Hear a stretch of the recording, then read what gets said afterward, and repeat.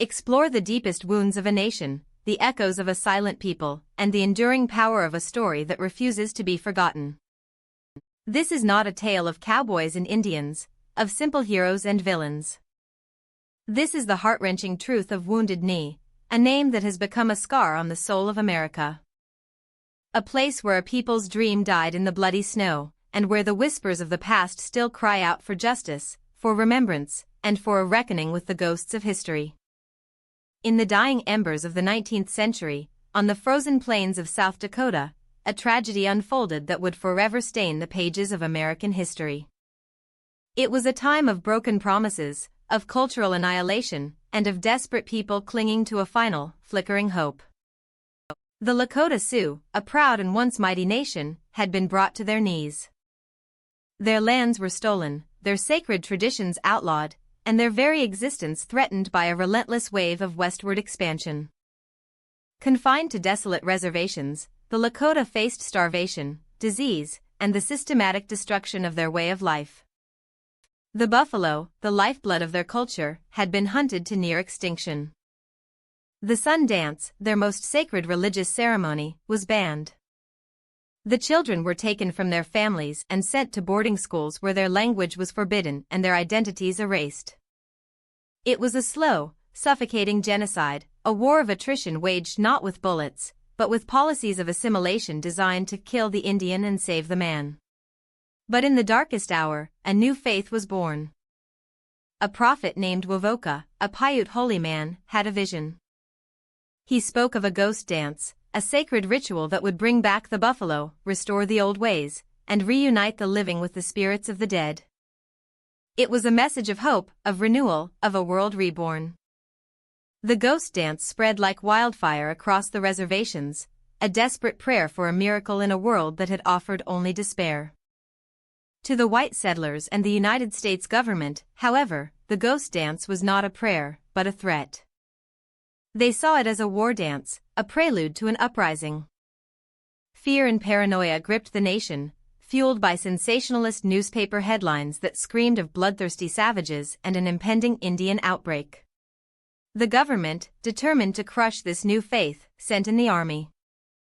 And so, on a bitterly cold day in December 1890, the 7th Cavalry, Custer's old regiment, surrounded a band of Miniconjou Lakota led by Chief Bigfoot. They were mostly women, children, and old men, fleeing the chaos and violence that had erupted on the reservations. They were cold, hungry, and sick. They were seeking refuge, not a fight. But on the banks of Wounded Knee Creek, their journey would come to a brutal and tragic end. This is the story of what happened on that fateful day. It is a story of courage and cowardice, of faith and betrayal, of a massacre that was called a battle and of the heroes who were branded as villains.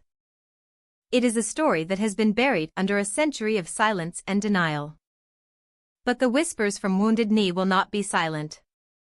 They are a testament to the resilience of the human spirit, a reminder of the dark chapters of our past, and a call to never forget the lessons of history. This is the untold story of the last stand at Wounded Knee, a story that must be heard, a story that must be remembered, a story that will change the way you see America forever. In the heart of the American West, where the vast, unending plains meet the endless sky, a story of profound sorrow and enduring strength is etched into the very soul of the land. It is a story that begins not with the thunder of cannons or the clash of swords, but with the quiet desperation of a people pushed to the brink of extinction. To understand the tragedy of Wounded Knee, one must first understand the world that gave birth, a world of broken treaties, cultural devastation, and the systematic dismantling of a way of life that had thrived for centuries. The Lakota, or Western Sioux, were a people of the horse and the buffalo. They were masters of the Great Plains, a vast and unforgiving landscape that they called home. Their lives were intricately woven into the rhythms of nature, their spirituality grounded in the sacredness of the earth and the sky. They were proud and independent people, with a rich and complex culture, a deep sense of community, and an unyielding love for their land. But the arrival of the white man, the Waspish as they called them, brought with it a storm that would shatter their world. The insatiable hunger for land and gold fueled a relentless wave of westward expansion, a manifest destiny that saw the Lakota and other Native American tribes as obstacles to be removed. Treaties were made and broken with cynical regularity, each one a new chapter in a long and bitter history of betrayal. The Fort Laramie Treaty of 1868, for example, had guaranteed Lakota ownership of the sacred Black Hills, the Pahasapa, the heart of everything that is. But when gold was discovered in the Black Hills in 1874, the treaty was cast aside, and a flood of prospectors and settlers poured into their lands, desecrating their sacred sites and igniting a new and bloody conflict. The Great Sioux War of 1876, which saw the Lakota and their Cheyenne allies achieve a stunning victory over General George Armstrong Custer and his 7th Cavalry at the Battle of the Little Bighorn, was a brief and fleeting moment of triumph. It was a last, defiant roar against the dying of the light. But the victory was short-lived. The United States government, enraged and humiliated by the defeat, redoubled its efforts to crush the Native American resistance. The full might of the U.S. Army was brought to bear, and one by one, the great Lakota leaders, men like Crazy Horse and Sitting Bull, were forced to surrender. By the 1880s, the Lakota had been confined to a series of reservations, barren and desolate tracts of land that were a pale shadow of their former hunting grounds. The buffalo, which had once roamed the plains in the millions, had been systematically slaughtered, their bleached bones a grim testament to a deliberate policy of ecological warfare. The buffalo had been the lifeblood of the Lakota, providing them with food, clothing, shelter, and spiritual sustenance. With the buffalo gone, the Lakota were left dependent on government rations, often meager and of poor quality, a tool of control and subjugation. The Dawes Act of 1887 was another devastating blow. This act, passed with the stated intention of assimilating Native Americans into mainstream American society, broke up the communal tribal lands into individual allotments. The surplus land was then sold to white settlers. The result was a catastrophic loss of land for the Lakota, a further erosion of their tribal sovereignty, and a deepening of their poverty and despair. The act was a thinly veiled attempt to destroy the tribal structure, to turn the Lakota into individual farmers on land that was often unsuitable for agriculture, and to erase their collective identity. Life on the reservations was a living hell. The Lakota were stripped of their autonomy, their culture, and their dignity. Their children were forcibly taken from them and sent to government-run boarding schools, where they were forbidden to speak their language, practice their religion, or wear their traditional clothing. They were taught to be ashamed of their heritage, to despise their own people, and to embrace the ways of the white man. The motto of these schools, "Kill the Indian, save the man," was a chillingly accurate description of their mission. It was a cultural genocide, a systematic attempt to erase a people from the face of the earth. In the winter of 1889 to 1890, the situation on the Lakota reservations reached a crisis point. A severe drought had withered their crops, and the government had cut their rations. Starvation and disease were rampant. Measles, influenza, and whooping cough swept through the reservations, claiming the lives of countless men, women, and children. The people were desperate, their spirits broken, their future a bleak and empty horizon. It was in this climate of despair and hopelessness that the ghost dance was born. The prophet Wovoka, a Paiute holy man from Nevada, had a vision during a solar eclipse. He claimed to have traveled to the spirit world, where he met God and was given a message of hope for his people. He taught that if the Native Americans lived in peace, worked hard, and performed a sacred dance, the ghost dance, the world would be renewed. The white man would disappear, the buffalo would return, and the dead would be resurrected. It was a message of peace, of nonviolence, of a spiritual awakening that would restore the world to its original state of harmony and balance. The ghost dance was not a call to war. It was a prayer, a desperate plea for a miracle. It was a way for a broken people to reclaim their identity, to reconnect with their spiritual traditions, and to find a reason to hope in a world that had offered them only despair. The dance itself was a simple and beautiful ceremony. Men, women, and children would join hands in a circle, chanting and singing sacred songs, their feet shuffling in a slow, rhythmic dance. They would dance for hours, sometimes for days, until they fell into a trance, where they would have visions of their ancestors and of the new world to come. The ghost dance spread like a prairie fire across the reservations of the West, from the Paiutes in Nevada to the Shoshones in Wyoming, from the Arapahoes in Oklahoma to the Cheyenne in Montana. But it was among Lakota that the ghost dance found its most fervent followers. The Lakota, who had suffered so much and lost so much, embraced the new faith with a desperate intensity. They saw it as their last, best hope for survival, their final chance to reclaim their world from the brink of annihilation. But the white authorities saw something very different. They saw a threat, a challenge to their authority, a prelude to an Indian uprising. The ghost dance, with its ecstatic trances, its talk of a world without white people, and its powerful hold on the hearts and minds of the Lakota, terrified them. The Indian agents on the reservations, many of whom were corrupt and incompetent, sent panicked reports to Washington, warning of an impending war. The newspapers, eager for a sensational story, fanned the flames of fear with lurid tales of savage orgies and bloodthirsty fanatics. The government, under the administration of President Benjamin Harrison, responded with a massive show of force. 1/3 of the entire United States Army was sent to the Lakota reservations, a military mobilization on a scale not seen since the Civil War. The soldiers, many of whom were veterans of the Indian Wars, were spoiling for a fight. They were eager to avenge Custer's defeat at the Little Bighorn, and they saw the ghost dance as the perfect excuse to do so. The arrival of the troops only served to heighten the tensions and increase the panic. The Lakota, who had been dancing for peace, now found themselves surrounded by soldiers who were preparing for war.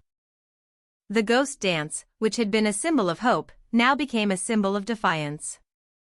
Some of the dancers began to wear sacred ghost shirts, which they believed would protect them from the soldiers' bullets. This only confirmed the white authorities' fears that the ghost dance was a war movement. During this growing crisis, the government made a fateful decision. They ordered the arrest of Sitting Bull, the great Hunkpapa Lakota leader, who had been a symbol of resistance for his people for decades. The Indian agent at the Standing Rock Reservation, James McLaughlin, had a personal grudge against Sitting Bull and saw the ghost dance as an opportunity to get rid of him. On December 15, 1890, a group of Indian police, acting on McLaughlin's orders, went to Sitting Bull's cabin to arrest him. A scuffle broke out, and in the ensuing chaos, Sitting Bull was shot and killed. The murder of Sitting Bull sent a shockwave of fear and outrage across the reservations. The Lakota were now convinced that the government was determined to destroy them. Many of them fled their homes, seeking refuge in the remote and rugged Badlands. Among them was a band of Minneconjou Lakota led by Chief Bigfoot. Bigfoot, whose Lakota name was Spotted Elk, was a man of peace. He had not been a strong advocate of the ghost dance, but he had allowed his people to practice it. After the death of Sitting Bull, he decided to lead his people to the Pine Ridge Reservation, where he hoped to find safety and to mediate a peaceful resolution to the crisis. It was a journey of desperation, a fight for survival. Bigfoot's band consisted of about 350 people, most of them women, children, and old men. They were poorly clothed and had little food. Bigfoot himself was seriously ill with pneumonia, and he had to be carried in a wagon. They traveled through the harsh winter landscape, their hearts heavy with fear and uncertainty. They were not warriors on the warpath. They were refugees, seeking a sanctuary from the storm that was gathering around them. On December 28, 1890, as they neared Wounded Knee Creek, they were intercepted by a detachment of the 7th Cavalry, commanded by Major Samuel Whitside. The 7th Cavalry was Custer's old regiment, and the memory of the Little Bighorn was still fresh in their minds. They were eager for revenge, and they saw Bigfoot's band as an opportunity to settle the score. Whitside ordered Bigfoot's people to make camp at Wounded Knee Creek, and he sent for reinforcement. That night, Colonel James Forsyth arrived with the rest of the 7th Cavalry, along with a battery of Hotchkiss guns, rapid-fire cannons that could fire 50 rounds a minute. The soldiers surrounded the Lakota camp, their guns trained on the teepees. The Lakota were trapped, their fate sealed. The next morning, on December 29, 1890, Forsyth ordered his men to disarm the Lakota. The soldiers went from teepee to teepee, confiscating guns, knives, and even tent stakes. The Lakota, who had been promised that they would not be harmed, were now being treated like prisoners of war. The tension was palpable, the air thick with fear and suspicion. Then, something happened. A young Lakota man named Black Coyote, who was deaf and did not understand the soldiers' orders, refused to give up his rifle.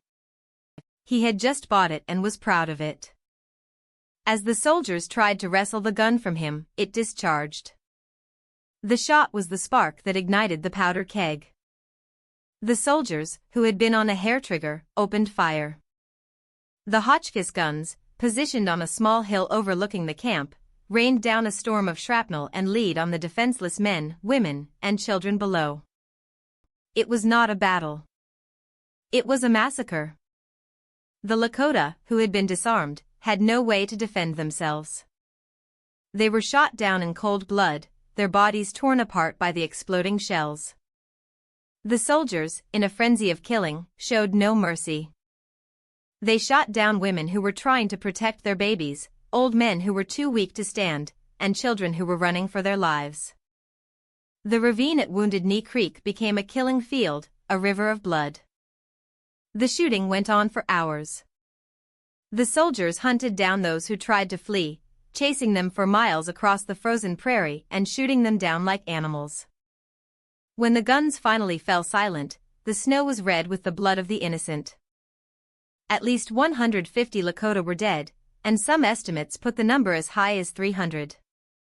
Two-thirds of the victims were women and children. Chief Bigfoot was among the dead, his body found frozen in the snow, his hand outstretched as if in a gesture of peace. 25 soldiers were also killed, most of them by friendly fire in the chaos of the indiscriminate shooting. The bodies of the Lakota were left where they fell, frozen in grotesque positions by the bitter cold. A few days later, a burial party was sent to Wounded Knee to dispose of the bodies. They dug a mass grave and threw the frozen corpses in, one on top of the other, like so much garbage. In the aftermath of the massacre, the government tried to portray Wounded Knee as a battle, a heroic victory over a band of hostile Indians. 20 soldiers were awarded the Medal of Honor, the nation's highest military decoration, for their actions at Wounded Knee. The medals were a testament to the government's cynical attempt to rewrite history, to turn a massacre into a glorious military triumph. But the truth of Wounded Knee could not be buried in a mass grave. The survivors, who had witnessed the horror firsthand, carried the memory of that day with them for the rest of their lives. Black Elk, a Lakota holy man who was a young man at the time of the massacre, later recalled the scene in his powerful and moving testimony, Black Elk Speaks. He said, "I did not know then how much was ended. When I look back now from this high hill of my old age, I can still see the butchered women and children lying heaped and scattered all along the crooked gulches plain as when I saw them with eyes still young. And I can see that something else died there in the bloody mud and was buried in the blizzard. A people's dream died there. It was a beautiful dream." The Wounded Knee Massacre was the final, tragic chapter in the long and bloody history of the American Indian Wars. It was a brutal and senseless act of violence, a stain on the conscience of a nation. It was the culmination of a century of broken promises, of cultural genocide, and of a relentless and ruthless campaign to conquer and subdue a people who had dared to resist.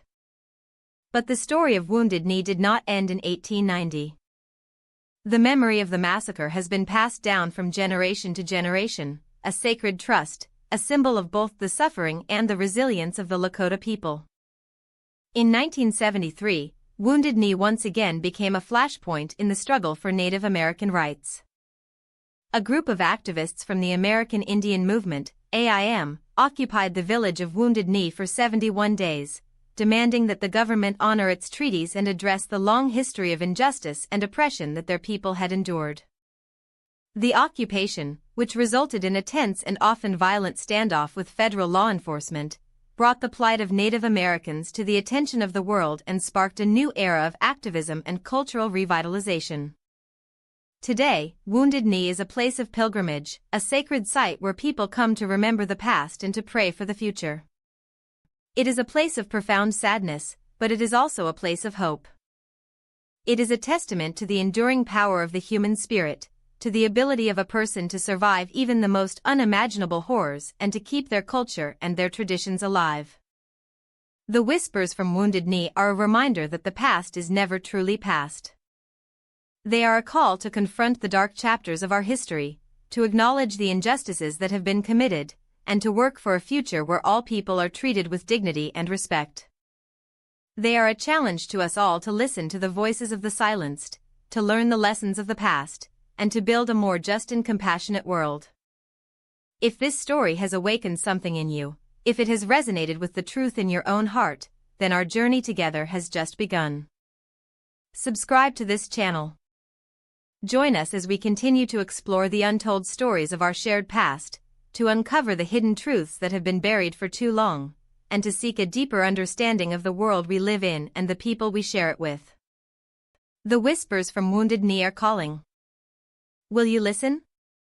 To truly comprehend the depth of the wound inflicted at Wounded Knee, we must journey back, not just to the bitter winter of 1890, but to the golden era of Lakota, a time when they were the undisputed lords of the northern plains. Their world was a vast and vibrant tapestry, woven from the threads of the earth and sky, the sun and the wind, the buffalo and the horse. They were the Osidi-Sakowin, the Seven Council Fires, a confederation of tribes bound by language, kinship, and a shared worldview. The Lakota, the westernmost of these fires, were a people defined by their freedom, their courage, and their profound connection to the land. Their lives moved in a sacred rhythm, dictated by the seasons and the migration of the great buffalo herds. The buffalo was not merely an animal, it was the center of their universe, a divine gift from Wakantanka, the Great Spirit. It provided everything: food to nourish their bodies, hides for their teepees and clothing, bones for their tools and weapons, and a spiritual foundation for their ceremonies and beliefs.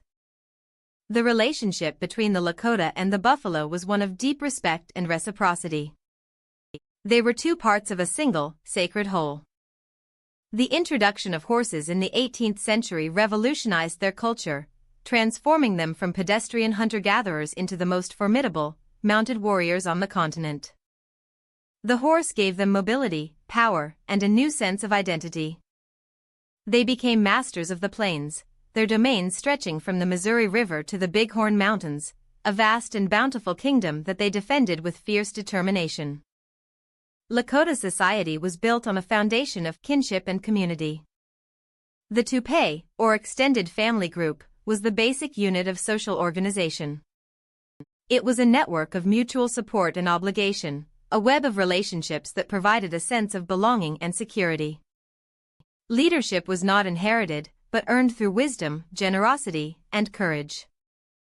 A chief was not a ruler, but a servant of the people, a man who led by example and consensus. The four cardinal virtues of Lakota were courage, fortitude, wisdom, and generosity. A man's worth was measured not by what he accumulated, but by what he gave away. Their spirituality was a rich and complex tapestry of beliefs and rituals, a way of seeing the world that was infused with a sense of the sacred. They believed that all things were connected, that the natural world reflected the spiritual world, and that every rock, every tree, every animal had a spirit and a purpose. Their ceremonies, such as the Sun Dance, the Vision Quest, and the Sweat Lodge, were designed to create a state of harmony and balance between the individual, the community, and the cosmos. They were a way of giving thanks, of seeking guidance, and of renewing their connection to the sacred powers that governed the universe. This was the world that the Waspish, the white man, shattered. The story of the Lakota's encounter with the United States is a story of a clash of civilizations, of two irreconcilable worldviews colliding on the vast and open plains.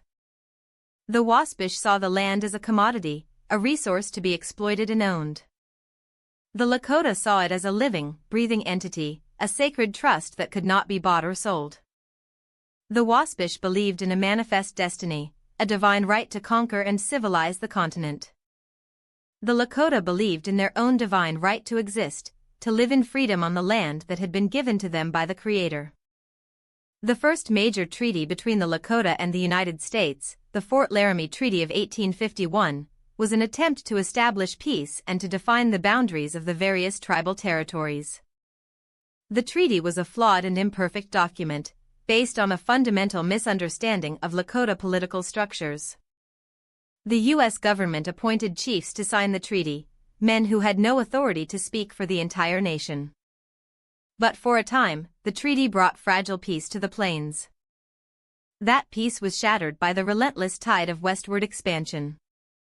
The discovery of gold in Colorado in 1858 and the opening of the Bozeman Trail, a shortcut to the gold fields of Montana that cut directly through the heart of Lakota territory, led to a new and bloody conflict. The Lakota, under the leadership of the brilliant Oglala war chief Red Cloud, fought a brilliant and successful guerrilla war against the U.S. Army, forcing the government to abandon the forts along the Bozeman Trail and to sue for peace. The result was the Fort Laramie Treaty of 1868, the most significant and far-reaching treaty ever signed between the Lakota and the United States.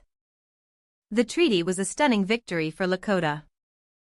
It established the Great Sioux Reservation, a vast territory that included all of present-day South Dakota west of the Missouri River, and it recognized Lakota's right to hunt in a large unceded territory that stretched into Wyoming and Montana. Most importantly, the treaty guaranteed the Lakota ownership of the sacred Black Hills, the Pahasapa, in perpetuity. No white person was to be allowed to enter the Black Hills without the permission of the Lakota. For Lakota, the Black Hills were the center of the universe, the place where the world began. They were a sacred landscape, a place of visions and prophecies, a sanctuary where they went to connect with the spirit world. The treaty was a solemn promise that their most sacred land would be protected forever.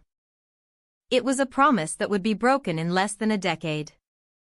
In 1874, an expedition led by Lieutenant Colonel George Armstrong Custer entered the Black Hills, in direct violation of the treaty.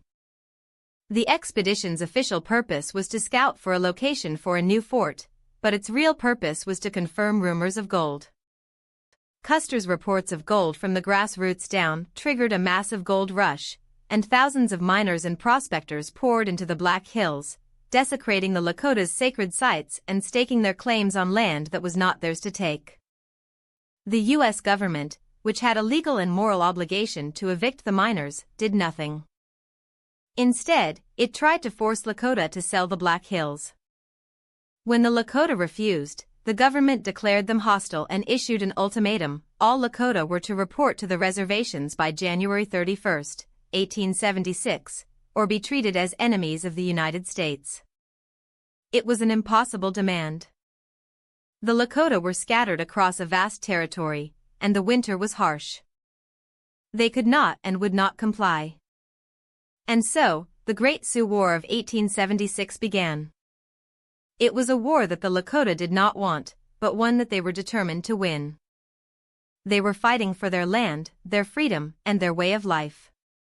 They were led by some of the greatest military and spiritual leaders in their history: Sitting Bull, the powerful Hunkpapa holy man who had a vision of soldiers falling into his camp like grasshoppers from the sky; Crazy Horse, the enigmatic and brilliant Oglala war chief who had never been photographed and who had never signed a treaty; and Gall, the cunning and strategic Hunkpapa war chief who would play a key role in the battle to come. On June 25, 1876, on the banks of the Little Bighorn River in Montana, the Lakota and their Cheyenne and Arapaho allies, in one of the largest gatherings of Native Americans ever seen on the continent, achieved their greatest victory. They annihilated Custer and his 7th Cavalry, wiping out 5 companies of soldiers in a battle that would become a symbol of Native American resistance and a source of enduring fascination and controversy. But the victory at the Little Bighorn was a Pyrrhic one. The United States government, enraged and humiliated, was now more determined than ever to crush the Lakota. The army flooded the plains with thousands of soldiers, hunting down the hostiles with a relentless and brutal efficiency. The Lakota, who had scattered after the battle, were no match for the overwhelming power of the U.S. military. One by one, they were forced to surrender. Crazy Horse was killed in 1877, stabbed in the back by a soldier while under a flag of truce. Sitting Bull led his people to exile in Canada, but starvation eventually forced him to return and surrender in 1881. The era of freedom was over. The Lakota, who had once roamed the plains as free as the wind, were now prisoners of war in their own land. They were confined to the Great Sioux Reservation, a vast and desolate prison camp where they were subjected to a systematic campaign of cultural destruction. The government's policy of assimilation was a war on the Lakota soul. The goal was to erase their identity, to destroy their culture, and to turn them into imitation white men. The buffalo, the foundation of their existence, were gone, hunted to the brink of extinction by white hunters who killed them for their hides, for sport, or simply to starve the Indians into submission. The Lakota were now dependent on government rations, a humiliating and soul-crushing existence that robbed them of their self-sufficiency and their pride.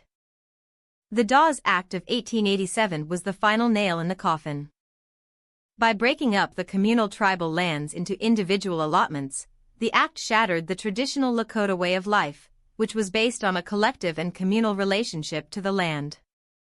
The act was a disaster, a land grab of epic proportions that resulted in the loss of millions of acres of Lakota land. The Lakota, who had no experience with private property or the cash economy, were easily cheated out of their allotments by unscrupulous land speculators. They were left with nothing, landless people in their own land. But the most cruel and insidious weapon of assimilation was the boarding school. The government forcibly removed Lakota children from their homes and sent them to distant schools where they were subjected to a brutal and dehumanizing regime. Their hair was cut, their traditional clothes were replaced with uniforms, and they were forbidden to speak their own language. They were beaten, starved, and abused, their spirits broken on the anvil of a cruel and unforgiving ideology. The goal was to kill the Indian and save the man, but all too often, the result was to kill the child and leave behind a broken and traumatized adult, a stranger in their own world, caught between two cultures and belonging to neither. By 1890, Lakota were people on the verge of collapse. They were starving, sick, and broken-hearted. Their world had been turned upside down, their culture systematically dismantled, their future a bleak and empty void. They had lost everything, their land, their freedom, their way of life, and their hope. It was in this dark and desperate hour that a new and powerful vision emerged, a vision that would offer a fleeting and tragic glimmer of hope before the final, terrible darkness fell. It was the vision of the ghost dance. The prophet Wovoka, or Jack Wilson as he was known to the whites, was a humble Paiute holy man from Nevada. He had grown up in a world that was already being transformed by the waspish, and he had worked for a white rancher, from whom he had learned about Christianity. In 1889, during a solar eclipse, Wovoka had a powerful vision. He fell into a trance and believed he had traveled to the spirit world, where he met God.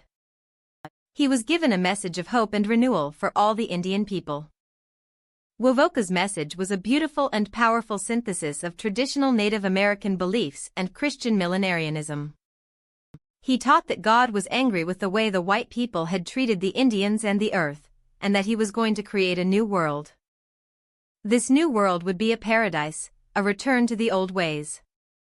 The earth would be covered with a new layer of soil, burying the white man and all his works. The buffalo would return, and the spirits of the dead would be resurrected. To hasten the coming of this new world, the people had to live in peace, to work hard, to love one another, and to perform a sacred dance, the ghost dance. Wovoka's message was non-violence. He explicitly forbade fighting and told his followers to have no trouble with the whites. The ghost dance was not a war dance, it was a prayer, a spiritual movement that was meant to bring about a peaceful and miraculous transformation of the world. The dance itself was a simple and moving ceremony. Men and women would join hands in a circle, chanting sacred songs and moving in a slow, shuffling step. They would dance for hours, sometimes for days, until they fell into a trance and had visions of the new world and their departed loved ones. The ghost dance spread with astonishing speed across the reservations of the West. It was a message that resonated deeply with the suffering and dispossessed tribes, who saw it as a last, desperate hope for salvation. Delegations from various tribes traveled to Nevada to meet Wovoka and to learn the new faith. Among them was a delegation of Lakota, including Kicking Bear and Short Bull. They returned to the Lakota reservations in the spring of 1890, bringing with them the message of the ghost dance. The Lakota, who had suffered more than most, embraced the new faith with a passionate and desperate intensity. But they also gave it their own unique interpretation, one that was shaped by their warrior culture and their recent history of conflict with the United States. While Wovoka had preached a message of peace and accommodation, the Lakota version of the ghost dance was more militant and apocalyptic. They believed that the new world would come about through a cataclysmic event that would destroy the white man. They also began to wear sacred ghost shirts, which they believed would make them impervious to the soldiers' bullets. This more militant version of the ghost dance terrified the white authorities. The new Indian agent at the Pine Ridge Reservation, Daniel F. Royer, was a man who was completely out of his depth. He was afraid of the Lakota, and he saw the ghost dance as a prelude to a massive uprising. He sent a series of panicked telegrams to Washington, begging for troops to be sent to the reservation to protect him and the other white residents. "Indians are dancing in the snow and are wild and crazy," he wrote. "We need protection, and we need it now." The press, always eager for a sensational story, fanned the flames of hysteria. Newspapers across the country ran lurid and exaggerated stories about the ghost dance, portraying it as a savage and bloodthirsty ritual. L. Frank Baum, the future author of The Wonderful Wizard of Oz, was the editor of the Aberdeen Saturday Pioneer in South Dakota. He wrote a series of editorials calling for the extermination of the remaining Indians. After the killing of Sitting Bull, he wrote, "The nobility of the redskin is extinguished, and what few are left are a pack of whining curs who lick the hand that smites them. The whites, by law of conquest, by justice of civilization, are masters of the American continent, and the best safety of the frontier settlements will be secured by the total annihilation of the few remaining Indians." This was the climate of fear, hatred, and paranoia that led to the Wounded Knee Massacre. The government, responding to the panicked reports of its agents and the public outcry fueled by the press, made the fateful decision to send the army to the Lakota reservations. It was a massive military deployment, a clear signal that the government was prepared to use overwhelming force to crush the ghost dance movement. The arrival of the troops was the opposite of the intended effect. Instead of intimidating Lakota into submission, it confirmed their worst fears. They saw the soldiers as the fulfillment of the ghost dance prophecy, the harbingers of the coming apocalypse. The ghost dance became more fervent, more defiant. The Lakota, who had been dancing for a peaceful and miraculous transformation, now found themselves preparing for a final, desperate confrontation. The stage was set for a tragedy of epic proportions. A people who had been pushed to the very edge of existence, who had lost everything but a dream, were now on a collision course with a powerful and ruthless nation that was determined to crush that dream. The snow-covered plains of South Dakota, once the scene of their greatest freedom, would soon become the scene of their greatest sorrow. The whispers from Wounded Knee were about to begin. The death of Sitting Bull on December 15, 1890, was the spark that ignited the final, tragic chapter of the ghost dance saga. The great Hunkpapa Holy Man, the symbol of Lakota resistance, was not a fervent ghost dancer himself. He was skeptical of the new faith, but he also believed in religious freedom and had allowed the ghost dancers to gather at his camp on the Grand River.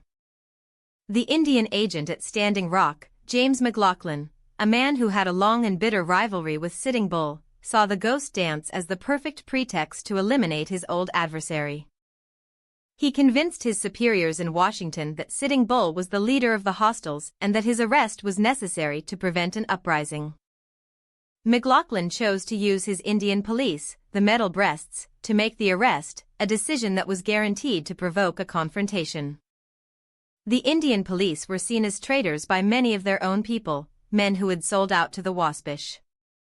Sending them to arrest a man of Sitting Bull's stature was a calculated insult, a deliberate provocation.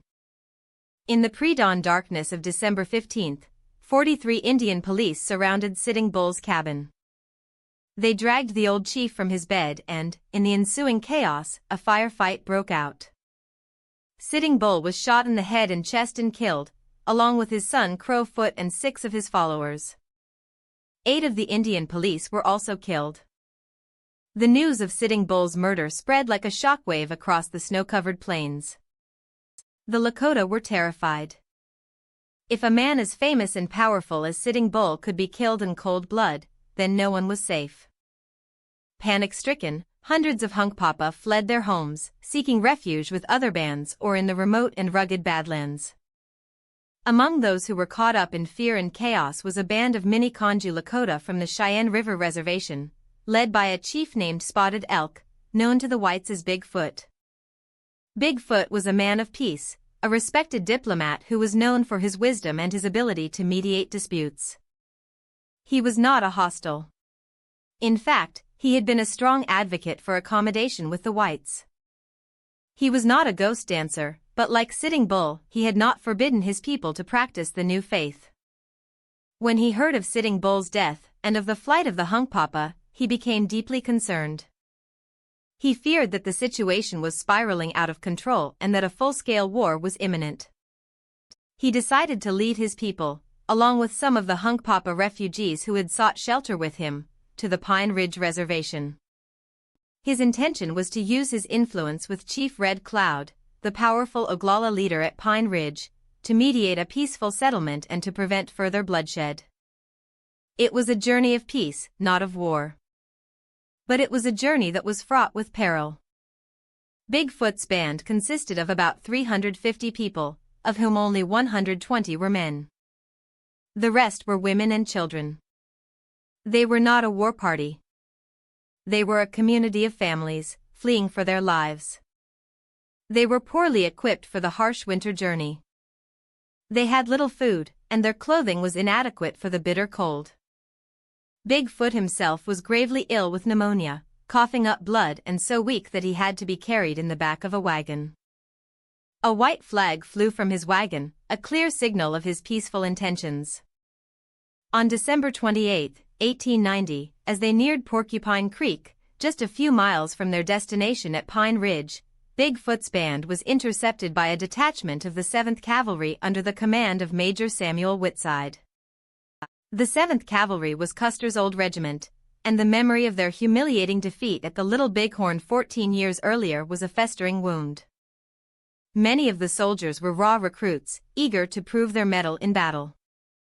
They were spoiling for a fight, and they saw the capture of Bigfoot's band as a chance to redeem the regiment's honor. Whitside, seeing Bigfoot's weakened condition and the large number of women and children, was initially inclined to be lenient. But his orders were to disarm and arrest the band. He ordered Bigfoot's people to make camp 5 miles further down the creek, at a place called Wounded Knee. He then sent a courier to Pine Ridge to request reinforcements. That evening, Colonel James W. Forsyth arrived with the rest of the 7th Cavalry, bringing the total number of soldiers to nearly 500. Forsyth also brought with him a battery of 4 Hotchkiss guns, state-of-the-art rapid-fire cannons that could fire exploding shells at a rate of 50 rounds per minute. Forsyth, a man with a reputation for being ambitious and aggressive, was now in command. Forsyth positioned his troops and his Hotchkiss guns on a small rise overlooking the Lakota camp. The Lakota were now surrounded, trapped in a military cordon. The soldiers were tense and on edge, their fingers on the triggers of their rifles. The Lakota were filled with a sense of dread, a premonition of the disaster that was about to unfold. That night, the soldiers celebrated their capture of Bigfoot's band, drinking whiskey and boasting of the revenge they would take for Custer's defeat. The Lakota, huddled in their teepees, could hear the soldiers' drunken shouts and the ominous rumble of the Hotchkiss guns being wheeled into position. The morning of December 29, 1890, dawned clear and cold. A bugle call shattered the morning silence, and the soldiers were ordered to their positions. Forsyth ordered the Lakota men to come out of their teepees and to surrender their weapons. The men, about 120 of them, gathered in a council circle, surrounded by a double line of heavily armed soldiers. Forsyth was not satisfied with the few old and broken guns that the Lakota turned over. He ordered a search of the teepees. The soldiers, rough and impatient, went from teepee to teepee, ransacking the Lakota's meager possessions, overturning their belongings, and terrifying the women and children. They confiscated everything that could be used as a weapon, knives, axes, and even the stakes that held down the teepees. The Lakota men, watching helplessly as their homes were invaded and their families terrorized, grew increasingly angry and agitated. A holy man named Yellow Bird began to chant and to dance the ghost dance, urging the men to be brave and reminding them that the ghost shirts they wore would protect them from the soldiers' bullets. The tension was now at a breaking point. The air was thick with fear, anger, and suspicion. A single spark was all that was needed to ignite conflagration. That spark came from a young Lakota man named Black Coyote. He was deaf and did not understand the soldiers' commands. He was holding a new Winchester rifle, which he had bought for a considerable sum of money. He refused to give it up, gesturing that he had paid a lot for it. Two soldiers grabbed him and tried to wrestle the rifle away from him. In the struggle, the rifle was discharged. The shot, fired into the air, was the signal for hell to be unleashed. The soldiers, who had been waiting for an excuse to open fire, began to shoot indiscriminately into the crowd of Lakota men. The men, who had been disarmed, were mowed down in a hail of bullets. At the same time, the Hotchkiss guns on the hill opened, pouring a deadly rain of exploding shells into the teepees where the women and children were hiding. The sound was deafening, a continuous roar of rifle fire and cannon blasts, punctuated by the screams of the dying. It was a scene of unimaginable horror. The Lakota, caught in a deadly crossfire, had nowhere to run, nowhere to hide. The ghost shirts, which they had believed would protect them, were no match for the soldiers' bullets. Men, women, and children were slaughtered without mercy. A group of women and children, seeking refuge in a dry ravine, were hunted down and killed. The soldiers, in a frenzy of bloodlust, seemed to have lost all sense of humanity. They shot at anything that moved, their faces contorted with a mixture of fear and hatred. Some of them were heard to be shouting, "Remember Custer." The massacre went on for more than an hour. The soldiers pursued the fleeing Lakota for miles across the frozen prairie, shooting them down like animals. When the firing finally stopped, the ground was littered with the bodies of the dead and dying. At least 150 Lakota had been killed, and some estimates put the number as high as 300. Nearly two-thirds of the victims were women and children. Chief Bigfoot was found among the dead, his body frozen in the snow, a look of peace on his face. 25 soldiers were also killed, most of them by the friendly fire of their own comrades in the chaos and confusion of the massacre. A blizzard swept in that night, covering the bodies with a blanket of white. A few days later, a burial party was hired to clean up the scene. They dug a long trench and threw the frozen bodies in, one on top of the other, like so much cordwood. A photographer named George Traeger captured the scene in a series of haunting and gruesome photographs, images that would become an enduring and iconic symbol of the brutality of the American West. In the aftermath of the massacre, the U.S. government and the Army went into damage control mode. They tried to portray Wounded Knee as a battle, a heroic victory over a band of hostile Indians who had resisted disarmament. They claimed that the Lakota had been heavily armed and had fired first. It was a lie, a cynical and self-serving attempt to cover up a war crime. To add insult to injury, 20 soldiers were awarded the Medal of Honor for their bravery at Wounded Knee. These medals, which have been a source of controversy and protest ever since, are a shameful and enduring symbol of the government's betrayal of its own ideals. But the truth of Wounded Knee could not be buried in a mass grave or erased by a government cover-up. The voices of the survivors, though few, were powerful and haunting.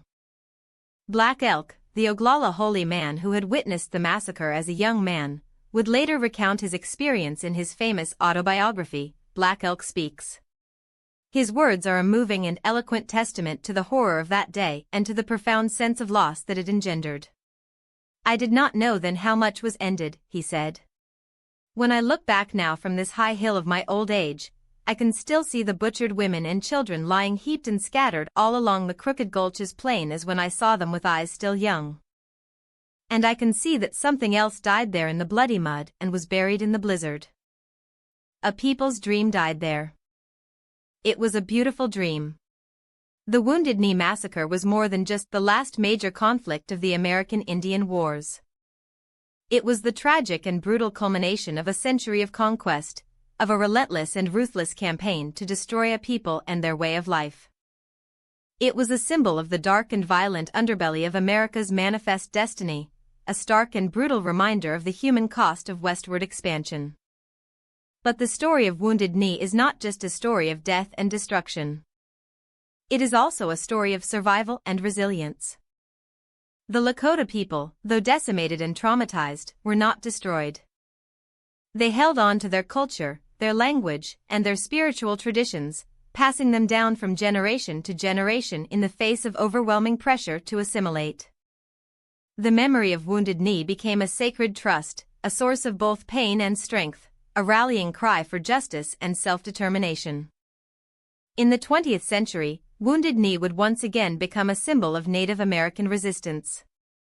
In 1973, members of the American Indian Movement, AIM, and their supporters occupied the village of Wounded Knee for 71 days, in a dramatic and televised standoff with federal law enforcement.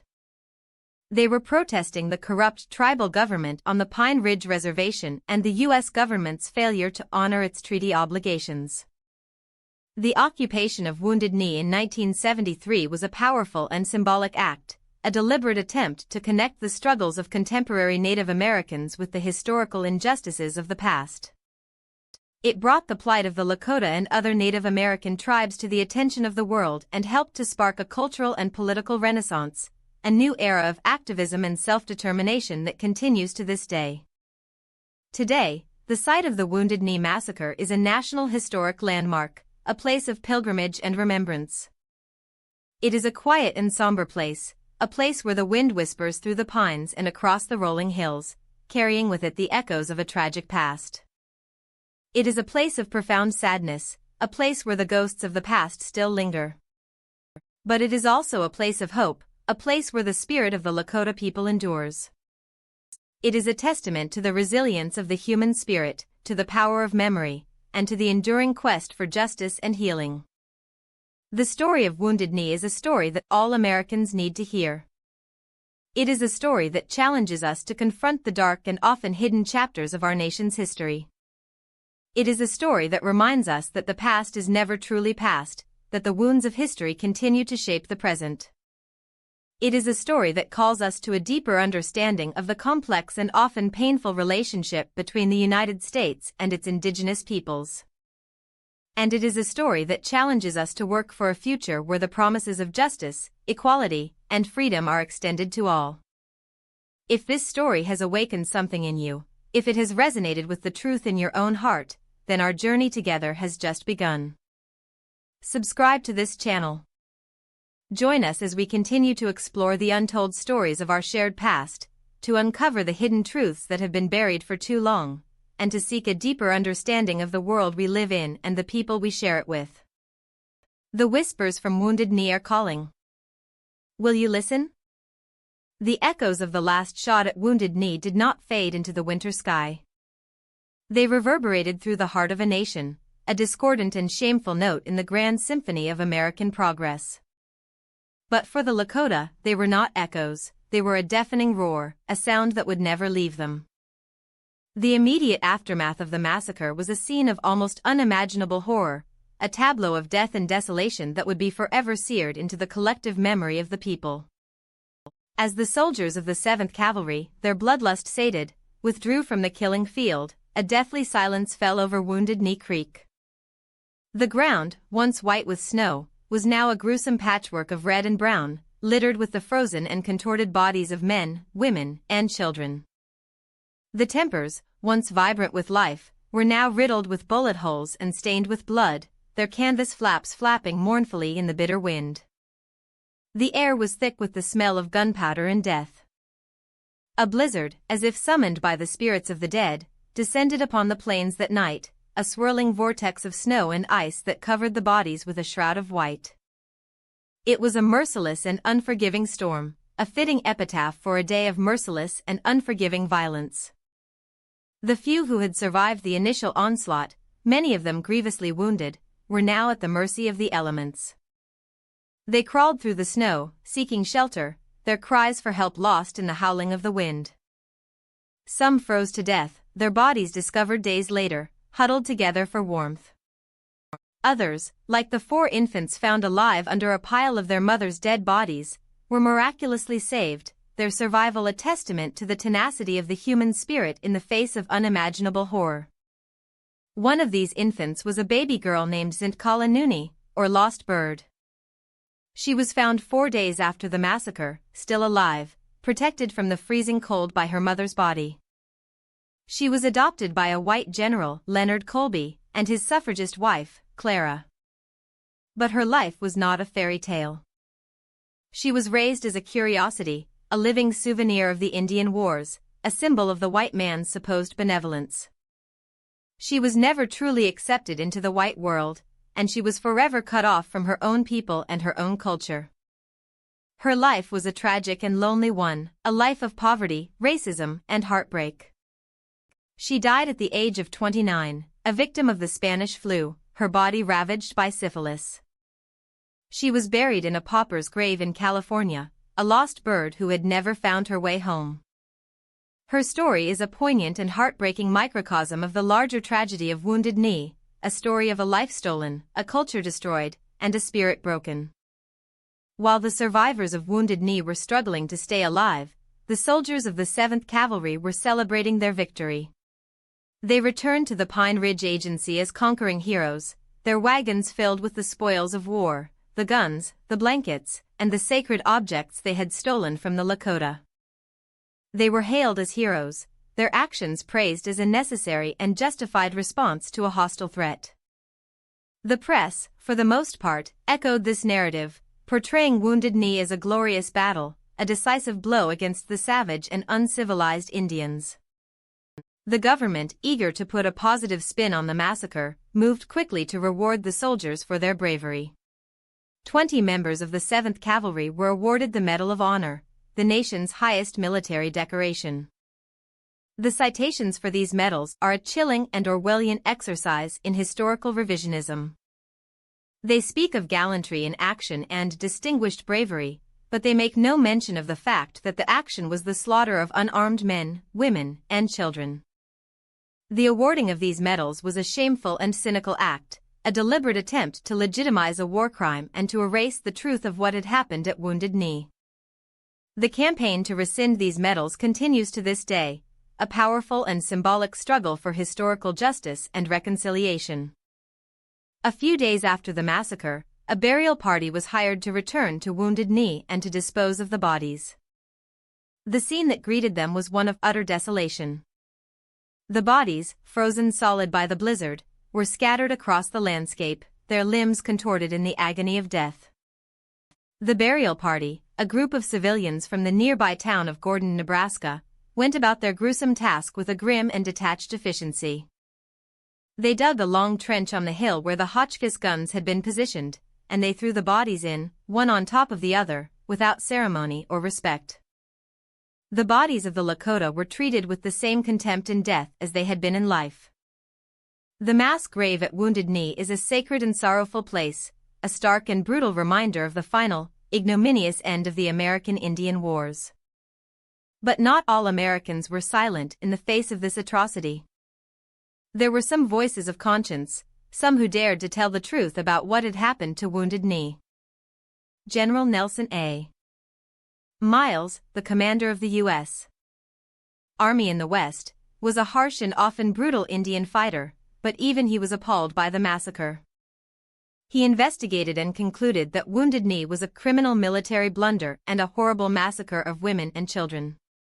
He relieved Colonel Forsyth of his command, but Forsyth was later exonerated by a military court of inquiry and restored to his position.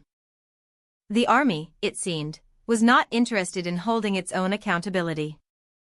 Dr.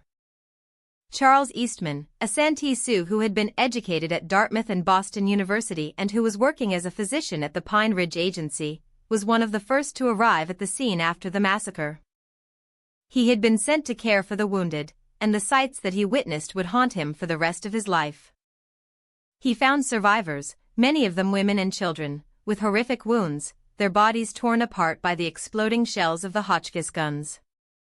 He worked tirelessly to save them, but for many, it was too late. His account of the aftermath of Wounded Knee is a powerful and moving testament to the human suffering that was inflicted on that day. Black Elk, the Oglala holy man, was not at the massacre itself, but he arrived shortly after and was part of a group of warriors who skirmished with the soldiers in the days that followed. He was wounded in one of these skirmishes, but he survived to become one of the most important and eloquent chroniclers of the Lakota experience. His account of Wounded Knee, as told to the poet John G. Neihardt in the book Black Elk Speaks, is a masterpiece of oral history, a profound and moving meditation on the meaning of the massacre and the end of a way of life. For Black Elk, Wounded Knee was not just a physical massacre, it was a spiritual one. It was the end of a dream, the death of a people's hope. I did not know then how much was ended, he said. When I look back now from this high hill of my old age, I can still see the butchered women and children lying heaped and scattered all along the crooked gulches plain as when I saw them with eyes still young.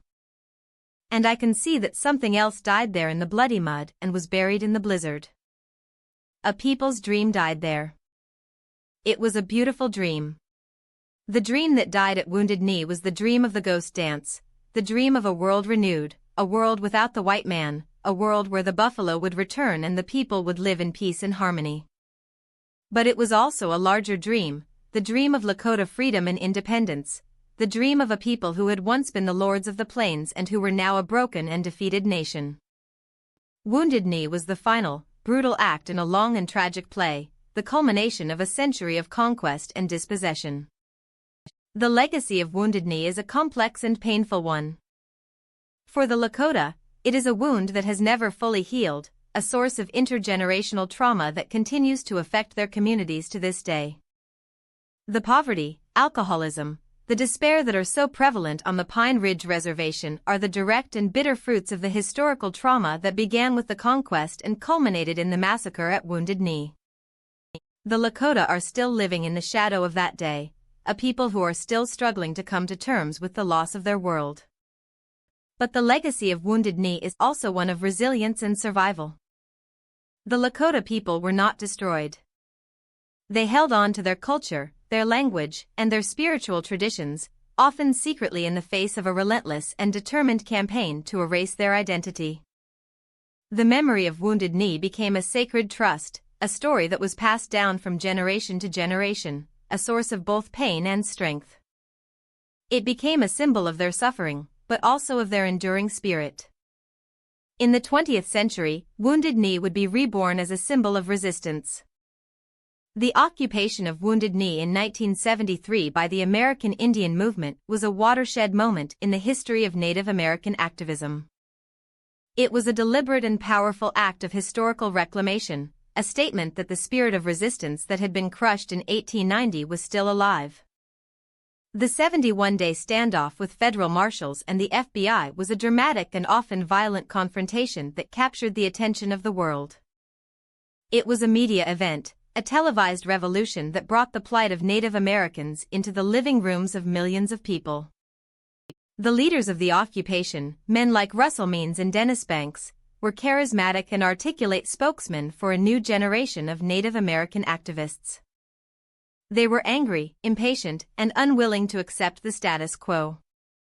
They demanded that the U.S. government honor its treaties, that it addresses the long history of injustice and oppression that their people had endured, and that it recognize their right to self-determination. The occupation of Wounded Knee was a messy and controversial affair, but it was also a profoundly important one. It helped to galvanize a new sense of pride and identity among Native Americans, and it sparked a cultural and political renaissance that has had a lasting and transformative impact. The story of Wounded Knee is a story that is still being written.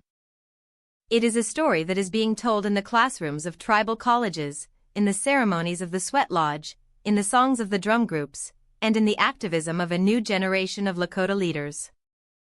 It is a story that is being told in the ongoing struggle for the return of the Black Hills, the sacred land that was stolen from Lakota in violation of the Fort Laramie Treaty. The Supreme Court ruled in 1980 that the Black Hills had been taken illegally and awarded Lakota over $100 million in compensation. The Lakota have refused to accept the money. They do not want the money, they want the land. The Black Hills are not for sale. The story of Wounded Knee is a story that challenges us all. It challenges us to confront the dark and often hidden truths of our nation's past. It challenges us to acknowledge the ongoing legacy of colonialism and to work for a more just and equitable future. It challenges us to listen to the voices of the indigenous peoples of this land, to respect their sovereignty, and to honor their contributions to the rich and diverse tapestry of American culture. The whispers from Wounded Knee are a call to conscience, a call to remembrance, and a call to action. They are a reminder that the struggle for justice is never over, and that the dream of a better world, a world of peace, harmony, and respect for all people, is a dream that is worth fighting for. If this story has awakened something in you, if it has resonated with the truth in your own heart, then our journey together has just begun. Subscribe to this channel. Join us as we continue to explore the untold stories of our shared past, to uncover the hidden truths that have been buried for too long, and to seek a deeper understanding of the world we live in and the people we share it with. The whispers from Wounded Knee are calling. Will you listen? To truly grasp the enormity of what was lost at Wounded Knee, one must first step into the world that the Lakota had created, a world that was as vast and as beautiful as the land they inhabited. It was a world built not on stone and steel, but on a foundation of spiritual belief, communal values, and a profound and intimate relationship with the natural world. The Lakota did not simply live on the land, they were a part of it, their lives and their spirits inextricably woven into the fabric of the cosmos. Their universe was a circle, a sacred hoop with no beginning and no end. Everything moved in circles, the sun, the moon, the seasons, the cycle of life and death. The teepee, their home, was a circle. The camp, their community, was a circle. The sacred hoop was a powerful and pervasive symbol, a representation of the interconnectedness of all things, the unity of the individual, the family, the tribe, and the universe. To be Lakota was to understand one's place within this sacred circle, to live in harmony with all of creation. At the center of this universe was Wakantanka, the Great Spirit, the source of all life and all power. Wakantanka was not a single, anthropomorphic deity, but a vast and mysterious force, a collection of sacred powers that manifested themselves in the natural world. There was the sky, the earth, the four winds, the sun, the moon, and the stars. There were the spirits of the animals, the plants, and the rocks. To the Lakota, the world was alive with spiritual power, and the purpose of life was to live in a way that honored and respected these powers. This spiritual understanding was not an abstract theology, it was a lived reality, a practical guide for daily life. It was expressed in a rich and complex tapestry of ceremonies and rituals, each one designed to maintain the delicate balance between the human world and the spirit world. The most important of these was the sun dance, a powerful and dramatic ceremony that took place in the summer, when the tribe was gathered. The sun dance was a time of renewal, a time of prayer and sacrifice, a time to give thanks to Wakantanka for the gift of life. It was a grueling and intense ordeal, in which some participants would pierce their flesh with skewers and dance for days without food or water, offering their suffering as a sacrifice for the well-being of the people. The sun dance was the heart of Lakota spirituality, a powerful and unifying force that bound the people together and reaffirmed their covenant with the sacred powers of the universe. The banning of the sun dance by the U.S. government was a devastating blow, a deliberate and calculated attack on the very soul of the Lakota people. Another essential spiritual practice was the vision quest, or anglesey. This was a solitary and deeply personal journey, in which an individual would go out into the wilderness, to a high and lonely place, to fast and to pray for a vision. The vision, which often came in the form of an animal or a spirit being, would provide guidance, power, and a sense of purpose for the individual's life. It was a way of connecting directly with the spirit world, of receiving a personal revelation from Wakantanka. The vision quest was a cornerstone of Lakota identity, a rite of passage that transformed a young person into an adult, a person with a spiritual path and a sacred duty. The sweat lodge, or inapi, was another fundamental part of Lakota spiritual life. It was a ceremony of purification, a way of cleansing the body, the mind, and the spirit. The sweat lodge itself was a small, dome-shaped structure, made of willow branches and covered with blankets or hides. It was a symbolic womb, a place of rebirth. Inside, heated rocks were placed in a pit, and water was poured over them, creating a cloud of hot, purifying steam. In the darkness of the sweat lodge, the people would pray, sing sacred songs, and share their deepest thoughts and feelings. It was a place of healing, of community, and of spiritual renewal. These were just a few of the many threads in the rich and vibrant tapestry of Lakota spirituality. It was a spirituality that was not confined to a church or a temple, it was woven into the fabric of everyday life. It was in the way they hunted the buffalo, with respect and gratitude. It was in the way they raised their children, with love and patience. It was in the way they treated their elders, with reverence and honor. It was in the way they faced life and death, with courage and acceptance. It was a way of being in the world, a way of walking in beauty, a way of living in harmony with all of creation. This was the world that was shattered by the coming of the Waspish. The Waspish brought with them a different way of seeing the world, a way that was based on a belief in their own superiority and a desire to dominate and control the natural world. They saw the land not as a sacred trust, but as a resource to be exploited. They saw the buffalo not as a divine gift, but as a source of profit. They saw the Lakota not as a sovereign people with a rich and ancient culture, but as savages who needed to be civilized. The clash between these two worldviews was a clash between a circle and a square. The Lakota worldview was circular, holistic, and interconnected. The Waspish worldview was linear, hierarchical, and fragmented. The Lakota believed in a world of balance and harmony. The Waspish believed in a world of progress and conquest.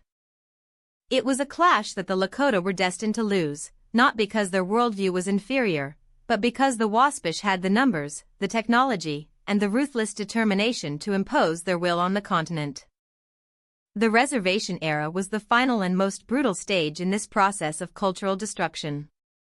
The reservations were not just physical prisons, they were spiritual and psychological ones as well. They were designed to break the spirit of the Lakota, to sever their connection to the land, and to erase their identity as people. The banning of their ceremonies, the suppression of their language, the forced assimilation of their children, all of these were part of a deliberate and systematic campaign of cultural genocide. It is impossible to understand the desperation and the hope that fueled the ghost dance without understanding the depth of this cultural and spiritual devastation. The ghost dance was not just a response to poverty and starvation, it was a response to a profound sense of spiritual emptiness, a longing for a world that had been lost.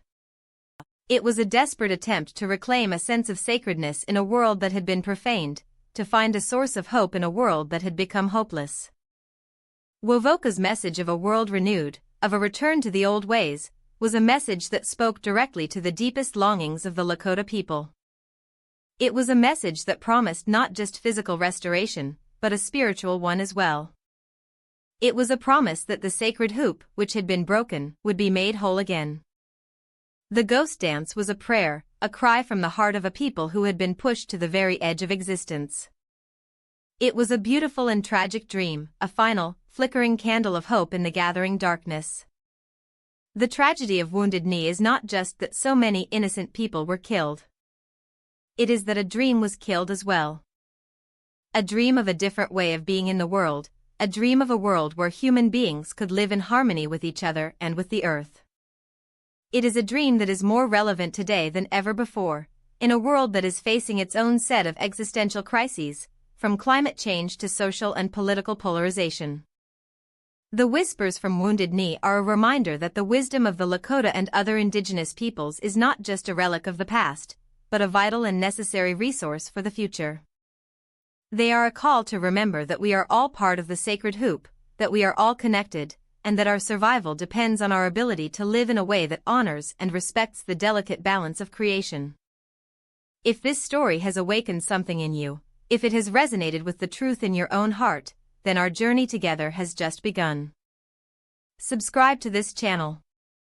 Join us as we continue to explore the untold stories of our shared past, to uncover the hidden truths that have been buried for too long, and to seek a deeper understanding of the world we live in and the people we share it with. The whispers from Wounded Knee are calling.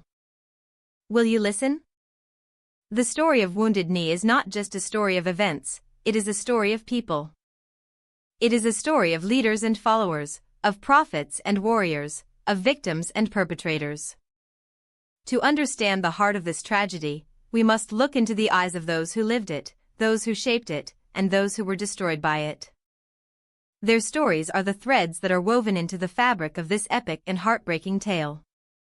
Sitting Bull, the last Lakota patriot long before the ghost dance, there was Sitting Bull. His Lakota name, Tatanka Iotake, means buffalo bull who sits down, a name he earned as a young man for his courage and tenacity in battle.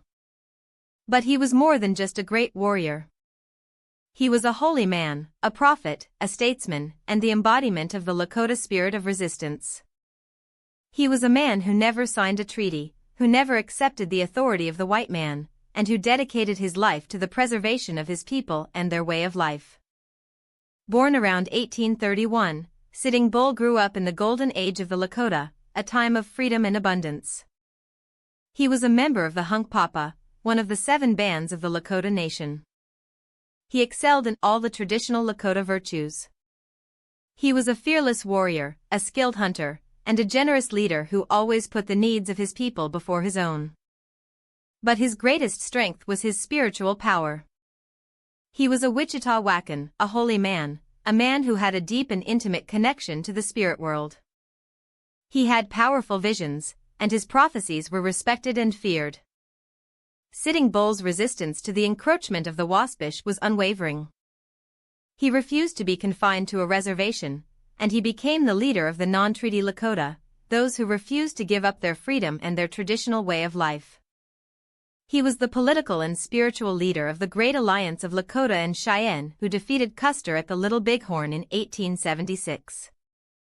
His vision of soldiers falling into his camp like grasshoppers from the sky had foretold the victory, and it was his leadership that had united the tribes and given them the strength to fight. But the victory at Little Bighorn was a fleeting one. The U.S. government, enraged and humiliated, unleashed the full might of its army against the Lakota. Sitting Bull, knowing that his people could not win a prolonged war against the Waspish, led his followers to exile in Canada, the land of the grandmother, Queen Victoria. They remained there for 4 years, but life was hard. The buffalo were scarce, and the Canadian government offered them no assistance. Starvation and despair eventually forced Sitting Bull to make the most difficult decision of his life.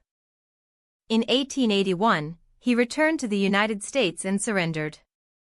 His son, Crowfoot, handed his father's rifle to the commanding officer and said, "I want it to be known that I am the last man of my tribe to surrender my rifle."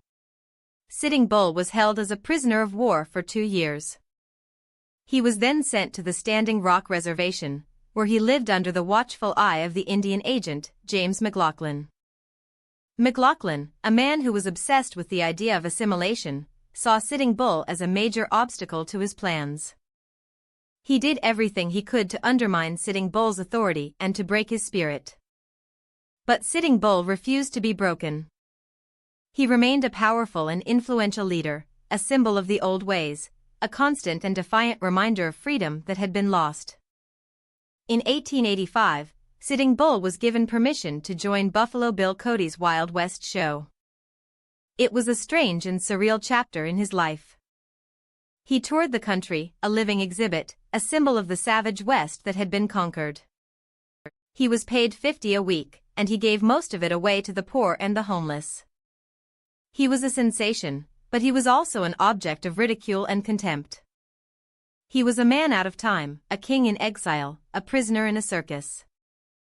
He returned to Standing Rock after only one season, disillusioned and homesick. When the ghost dance arrived on the Lakota reservations in 1890, Sitting Bull was skeptical. He was a traditionalist, and he was wary of this new religion that had come from a Paiute prophet. But he was also a man who believed in religious freedom, and he did not forbid his people to dance. He allowed the ghost dancers to gather at his camp, and he watched them with a mixture of curiosity and concern.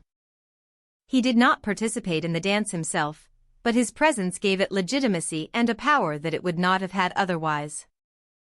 For James McLaughlin, Sitting Bull's association with the ghost dance was the opportunity he had been waiting for. He saw it as a chance to finally get rid of his old nemesis. He sent a series of exaggerated and alarmist reports to Washington, claiming that Sitting Bull was the leader of the ghost dance movement and that he was planning an uprising. He recommended that Sitting Bull be arrested and removed from the reservation. The government, already in a state of panic over the ghost dance, readily agreed. The murder of Sitting Bull on December 15, 1890, was a tragic and ignominious end for a great and noble leader. He was not killed in battle, but in a squalid and chaotic scuffle with his own people, the Indian police who had been sent to arrest him. His death was a profound and devastating blow to the Lakota people. It was the end of an era, the silencing of a voice that had spoken for freedom and resistance for more than half a century. With Sitting Bull gone, the last great symbol of Lakota independence was extinguished, and the path to Wounded Knee was clear. Bigfoot, Spotted Elk, the peacemaker of Sitting Bull, was the symbol of Lakota resistance. Bigfoot was the symbol of Lakota diplomacy. His Lakota name was Unpin-Greska, or Spotted Elk, a name that he had inherited from his father. He was the chief of the Miniconjou, one of the 7 bands of the Lakota. He was a man who was respected not for his prowess in war, but for his wisdom, his eloquence, and his ability to mediate disputes. He was a peacemaker, a man who had dedicated his life to finding a path of accommodation and survival for his people in a world that was rapidly and irrevocably changing. Born around 1826, Spotted Elk grew up in a world that was already feeling the pressure of westward expansion. He had seen the power of the Waspish, and he knew that military confrontation was a path to suicide. He believed that the only hope for his people was to adapt, to learn the ways of the white man, and to find a way to coexist. He was one of the first Lakota chiefs to advocate farming and education, and he encouraged his people to adopt some of the white man's ways, not because he believed they were superior, but because he believed they were necessary for survival. Spotted Elk was a man caught between 2 worlds. He was a traditionalist who loved the old ways, but he was also a pragmatist who understood the new realities. He was a man of peace, but he was also a man of pride, and he would not allow his people to be treated with disrespect. He was a skilled and respected diplomat, and he was often called upon to mediate disputes between the Lakota and the U.S. government. He was a man who walked a difficult and often lonely path, a path that was misunderstood by both his own people and the whites. When the ghost dance came to the Cheyenne River Reservation, where his band lived, Spotted Elk was cautious. He was not a believer in the new faith, but he also understood the desperation and the hope that it represented for his people. He did not forbid the dance, but he also did not encourage it. He tried to maintain a position of neutrality, to keep his people out of the growing conflict between the ghost dancers and the government. But the murder of Sitting Bull and the ensuing panic made his position untenable. When a group of Hunkpapa refugees from Sitting Bull's band arrived at his camp, seeking shelter and protection, Spotted Elk welcomed them. He was now seen as a leader of the hostiles, a man who was harboring fugitives. He knew that he and his people were in grave danger. He decided to lead them to the Pine Ridge Reservation, where he hoped to find safety and to use his diplomatic skills to mediate a peaceful resolution to the crisis. It was a fateful decision, a decision that would lead him and his people to their doom. The journey to Wounded Knee was an ordeal. Spotted Elk was seriously ill with pneumonia, and the winter was harsh. But he was determined to reach Pine Ridge, to prevent a war that he knew his people could not win. His intentions were peaceful, but he was leading his people into a trap. The 7th Cavalry, which intercepted him on December 28, did not see him as a peacemaker. They saw him as a hostile, a prize to be captured, a symbol of the Indian resistance that they were determined to crush. The image of Spotted Elk, lying dead in the snow at Wounded Knee, his body frozen in a grotesque posture, is one of the most haunting and iconic images of the American West. It is the image of a man of peace who was consumed by the fires of war, a man who had dedicated his life to building bridges and who was destroyed by the forces of hatred and intolerance. His death was a tragedy, not just for his people, but for all who believe in the power of peace and reconciliation. It was a stark and brutal reminder that in times of conflict, it is often the peacemakers who are the first to be sacrificed. Black Elk. The visionary Black Elk was not a chief or a famous warrior, but his story is perhaps the most powerful and enduring to come out of the tragedy of Wounded Knee. He was a Wichita Wakan, a holy man, a man who had been blessed with a great and powerful vision. His life was a testament to the enduring power of the Lakota spiritual tradition, and his words are a moving and eloquent expression of the beauty and the sorrow of the Lakota experience. Born in 1863, Black Elk grew up in the twilight of Lakota's freedom. He was a second cousin of Crazy Horse, and he was present at the Battle of the Little Bighorn as a young boy. At the age of 9, he had a powerful vision, a vision that would shape the rest of his life. He was taken up into the spirit world, where he was shown the history of his people and their destiny. He was given a sacred duty, to help his people to walk the good red road, to live in a sacred manner, and to make the tree of life bloom again. Black Elk struggled for many years to understand his vision and to live up to the sacred duty that had been given to him. He became a healer, a man who used his spiritual power to help his people. He was a participant in the ghost dance, and he believed in its promise of a world renewed. He was not at the massacre at Wounded Knee, but he was in the firefight that took place the next day, and he was wounded. The experience of Wounded Knee was a profound and devastating trauma for him. It was the end of his vision, the death of his people's dream. For many years after Wounded Knee, Black Elk lived in a state of despair. He felt that he had failed in his sacred duty, that he had not been able to save his people. He converted to Catholicism and became a catechist, but he never abandoned his traditional beliefs. He lived a quiet and humble life on the Pine Ridge Reservation, a man haunted by the memory of a world that had been lost. In 1930, when he was an old man, he met a poet named John G. Neihardt. He decided to share his story with Neihardt, to tell the world about his great vision and the tragedy of his people. The result was the book Black Elk Speaks, a masterpiece of oral history and a classic of American literature. The book is a powerful and moving account of the Lakota way of life, of the beauty of their spiritual traditions, and of the sorrow of their conquest. It is a book that has touched the hearts of millions of people around the world, and it has helped to keep the memory and the wisdom of the Lakota people alive.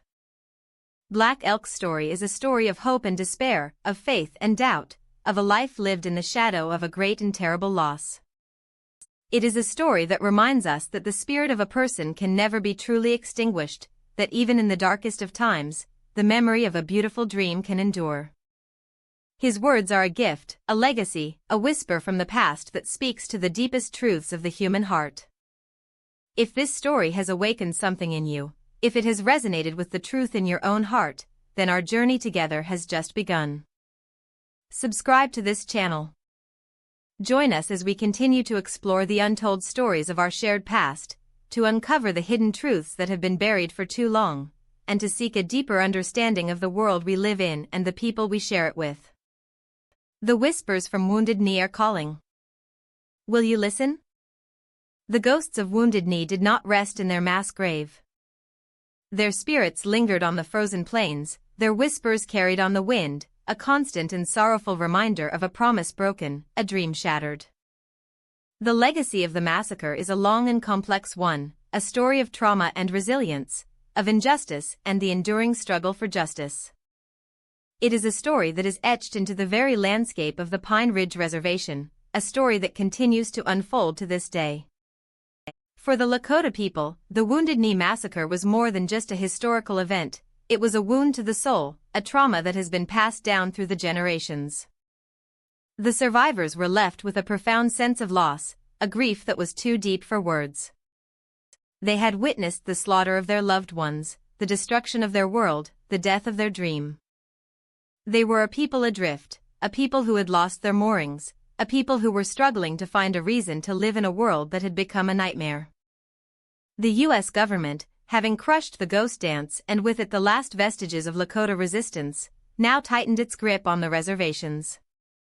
The policy of assimilation was pursued with a renewed and ruthless vigor. The Lakota were forced to become farmers on land that was unsuitable for agriculture. Their children were torn from their homes and sent to boarding schools, where they were subjected to a brutal and dehumanizing regime. Their language was suppressed, their ceremonies were outlawed, their culture was systematically dismantled. The goal was to erase their identity, to turn them into brown-skinned white men, to make them forget that they had ever been Lakota. But the Lakota did not forget. They held on to their culture, their language, and their spiritual traditions, often secretly at great personal risk. The stories of the old ways, the songs of the sacred ceremonies, the memories of their ancestors, all of these were kept alive in the hearts and minds of the people. The family, the toupee, became a fortress of cultural resistance, a sanctuary where the old ways could be preserved and passed down to the next generation. The spirit of the Lakota, though battered and bruised, was not broken. In the decades that followed Wounded Knee, the Lakota people endured a period of profound poverty and despair. The Pine Ridge Reservation, where the massacre took place, became one of the poorest places in the United States, a place of chronic unemployment, inadequate housing, and rampant disease. Alcoholism, a disease that had been introduced by the waspish, became a scourge, a way of numbing the pain of a reality that was too hard to bear. The suicide rate, especially among the young, soared to epidemic levels. The Lakota were a people who were dying, not from bullets, but from a slow and insidious poison of hopelessness and despair. But even in the darkest of times, the flame of resistance never died out. In the 1960s, a new generation of Native American activists emerged, a generation that was angry, impatient, and unwilling to accept the status quo. They were the children and grandchildren of the survivors of Wounded Knee, and they had inherited their ancestors' spirit of defiance. They formed the American Indian Movement, AIM, a militant and charismatic organization that was dedicated to fighting for Native American rights and self-determination. In 1973, AIM and its supporters chose the village of Wounded Knee as the site for a dramatic and symbolic protest. They occupied the village for 71 days, in a tense and often violent standoff with federal marshals and the FBI. They were protesting the corrupt tribal government on the Pine Ridge Reservation, which was seen as a puppet of the U.S. government, and they were demanding that the government honor the treaties that it had signed with the Lakota Nation, particularly the Fort Laramie Treaty of 1868, which had guaranteed the Lakota ownership of the Black Hills. The occupation of Wounded Knee in 1973 was a powerful and transformative event. It was a media spectacle, a televised revolution that brought the plight of Native Americans to the attention of the world. It was a messy and controversial affair, and it resulted in the deaths of 2 Native Americans and the wounding of a federal marshal. But it was also a profoundly important one. It helped to galvanize a new sense of pride and identity among Native Americans, and it sparked a cultural and political renaissance that has had a lasting and transformative impact. The occupation of Wounded Knee was a statement that the spirit of Crazy Horse and Sitting Bull was still alive, that the Lakota people were still fighting for their freedom and their land. The legacy of Wounded Knee is also a story of the struggle for historical justice. For more than a century, the Lakota people and their allies have been fighting to set the record straight, to challenge the official narrative of Wounded Knee as a battle, and to have it recognized for what it was, a massacre. They have been fighting to have the medals of honor that were awarded to the soldiers of the 7th Cavalry rescinded, a demand that has been supported by the National Congress of American Indians and numerous other organizations. The campaign to rescind the medals is more than just a symbolic gesture. It is a struggle for the soul of a nation, a struggle to force America to confront the dark and often hidden truths of its past. Another central part of the struggle for justice is the fight for the return of the Black Hills. The Black Hills, the Pahasapa, are the sacred heart of the Lakota people. They were stolen from Lakota in violation of the Fort Laramie Treaty of 1868. In 1980, the U.S. Supreme Court ruled that the Black Hills had been taken illegally and awarded the Lakota Nation more than $100 million in compensation. The Lakota have refused to take the money. The money, which has been sitting in a trust fund and has grown to over $1 billion, is a symbol of the government's attempt to buy its way out of its treaty obligations. But the Lakota have a saying: the Black Hills are not for sale. They do not want the money, they want the land. The struggle for the return of the Black Hills is a struggle for the future of the Lakota people, a struggle to reclaim their sacred land and to restore the sacred hoop. Today, the Pine Ridge Reservation is still a place of great poverty and great challenges. But it is also a place of great strength and great hope. The Lakota people are during a cultural and spiritual revitalization. The language is being taught to the children, the ceremonies are being practiced openly, and there is a growing sense of pride and identity among the young people.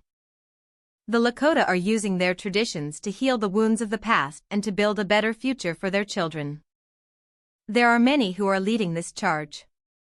People like Alex White Plume, a former president of the Oglala Sioux tribe, who has been a tireless advocate for the return of the Black Hills and for the economic development of the reservation.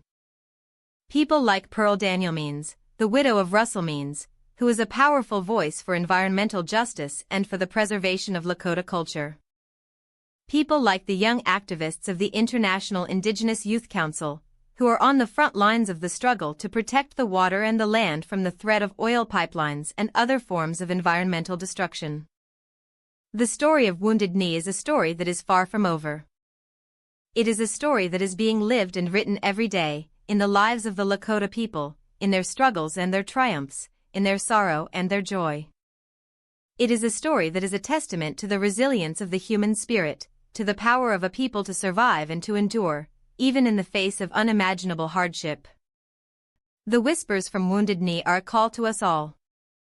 They are a call to remember the past, to learn from its mistakes, and to work for a future where such tragedies are never repeated.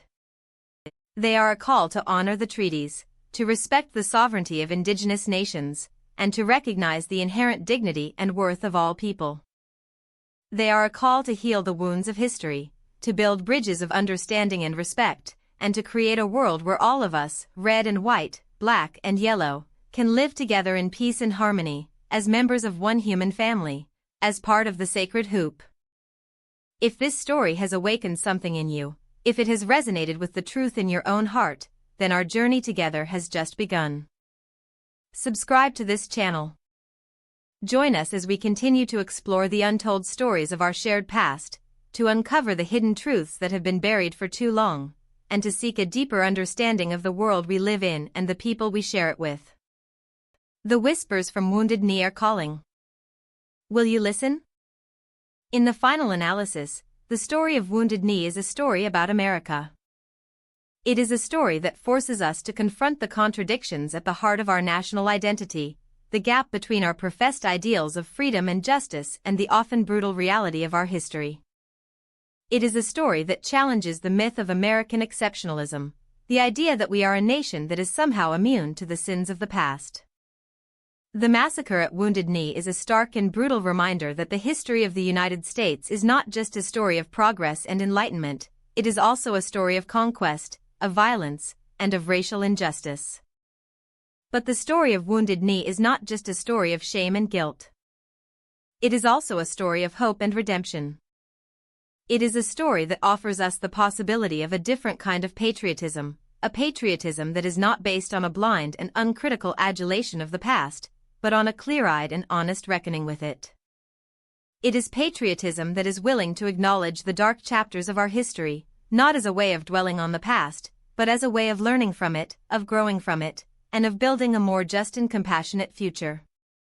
The Lakota people have a concept called Mistake Oasis, which means all my relations. It is a profound and beautiful expression of the interconnectedness of all things. It is a recognition that we are all related, that we are all part of a single, sacred web of life.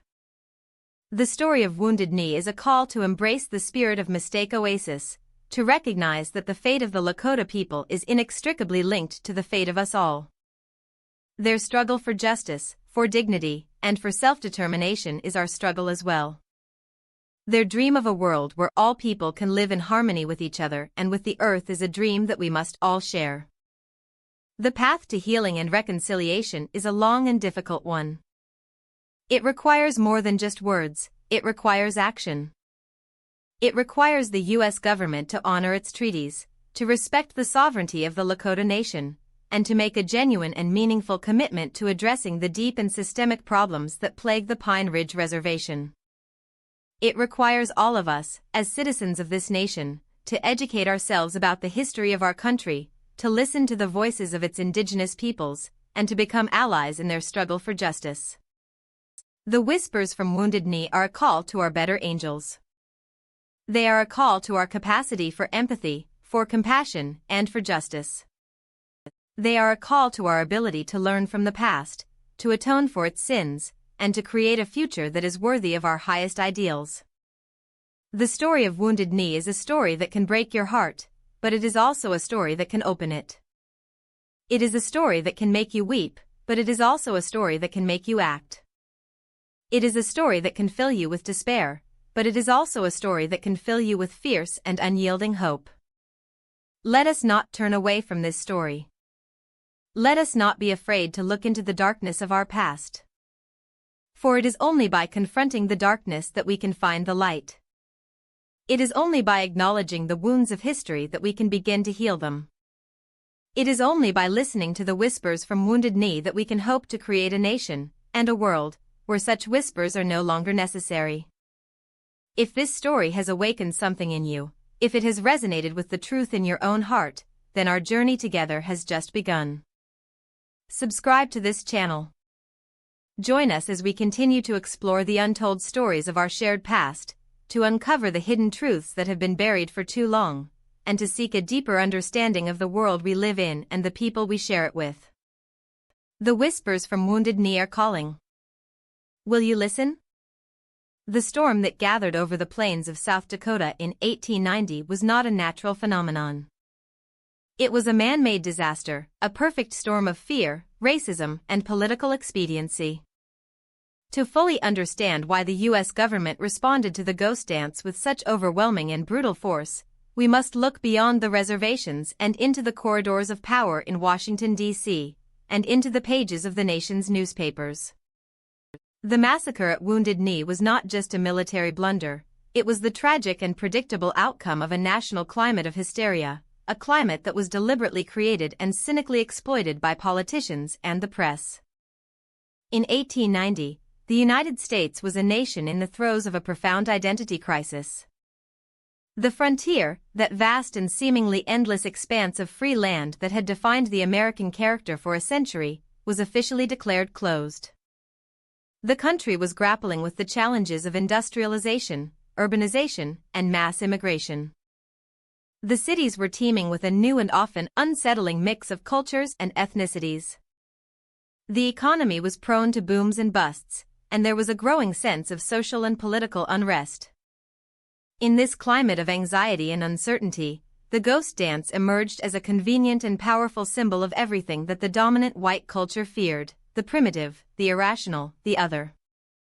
President Benjamin Harrison, a Republican who had won the presidency in 1888, was a man who was deeply beholden to the interests of the railroad, mining, and cattle industries, all of which coveted the remaining Indian lands. His administration was committed to a policy of rapid and total assimilation, a policy that was designed to break up the reservations, extinguish tribal sovereignty, and open up more land for white settlement. The ghost dance, with its message of a world without the white man, was a direct challenge to this policy. It was seen not as a religious movement, but as a political one, a final, desperate act of resistance to the inexorable march of American progress. The Bureau of Indian Affairs, the government agency responsible for managing the reservations, was a corrupt and inefficient bureaucracy. The Indian agents, who were political appointees, were often incompetent, venal, or both. They had little understanding of or respect for the cultures of the people they were supposed to be helping. Men like Daniel F. Royer, the agent at Pine Ridge, were a prime example.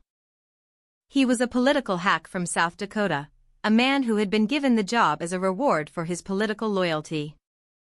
He was terrified of the Lakota, and his panicked and exaggerated reports were a major factor in the government's decision to send in the army. He was known to the Lakota as "young man afraid of his Indians," a name that perfectly captured his cowardice and incompetence. But the hysteria over the ghost dance was not just the product of a few incompetent officials. It was fueled by a national media that was all too eager to sell newspapers by sensationalizing the story. The late 19th century was the era of yellow journalism, a style of reporting that was characterized by screaming headlines, lurid stories, and a reckless disregard for the truth. The ghost dance was a perfect story for the yellow press. It had all the elements of a thrilling and sensational drama: savage rituals, wild-eyed fanatics, and the threat of a bloody Indian uprising. Newspapers across the country competed to publish the most lurid and terrifying accounts of the ghost dance. They sent reporters and illustrators to the reservations, who, with a few notable exceptions, filed stories that were a mixture of half-truths, outright lies, and racist stereotypes. The ghost dancers were portrayed as bloodthirsty savages, their sacred rituals as orgies of violence and lust. The ghost shirts, which were a symbol of spiritual protection, were described as war shirts, proof of the Indians' hostile intentions. The newspapers created a narrative of an impending race war, a narrative that was designed to terrify their white readers and to justify a military response. L. Frank Baum, the future author of The Wonderful Wizard of Oz, was one of the most virulent and unapologetic voices in this chorus of hate. As the editor of the Aberdeen Saturday Pioneer in South Dakota, he wrote a series of editorials that called for the complete and total extermination of the remaining Native Americans. "The nobility of the redskin is extinguished," he wrote, "and what few are left are a pack of whining curs who lick the hand that smites them. The whites, by law of conquest, by justice of civilization, are masters of the American continent, and the best safety of the frontier settlements will be secured by the total annihilation of the few remaining Indians." Baum's words are a shocking and chilling reminder of the depth of the racism that permeated American society at the time. They are a testament to the fact that the road to genocide is often paved with the words of those who claim to be civilized. This relentless and sensationalist media coverage created a climate of intense public pressure on the Harrison administration to act. The government, which was already predisposed to a military solution, was now given the public justification it needed. The decision to send 1/3 of the U.S. Army to the Lakota reservations was a response not to a real threat, but to a manufactured one. It was a classic case of a self-fulfilling prophecy. The government, by treating the ghost dance as a military threat, turned it into one. The arrival of the troops, instead of calming the situation, only served to escalate it, to create a sense of panic and desperation among the Lakota that made a violent confrontation almost inevitable. The soldiers who were sent to the plains were themselves products of this climate of fear and racism. The 7th Cavalry, in particular, was a regiment with a score to settle.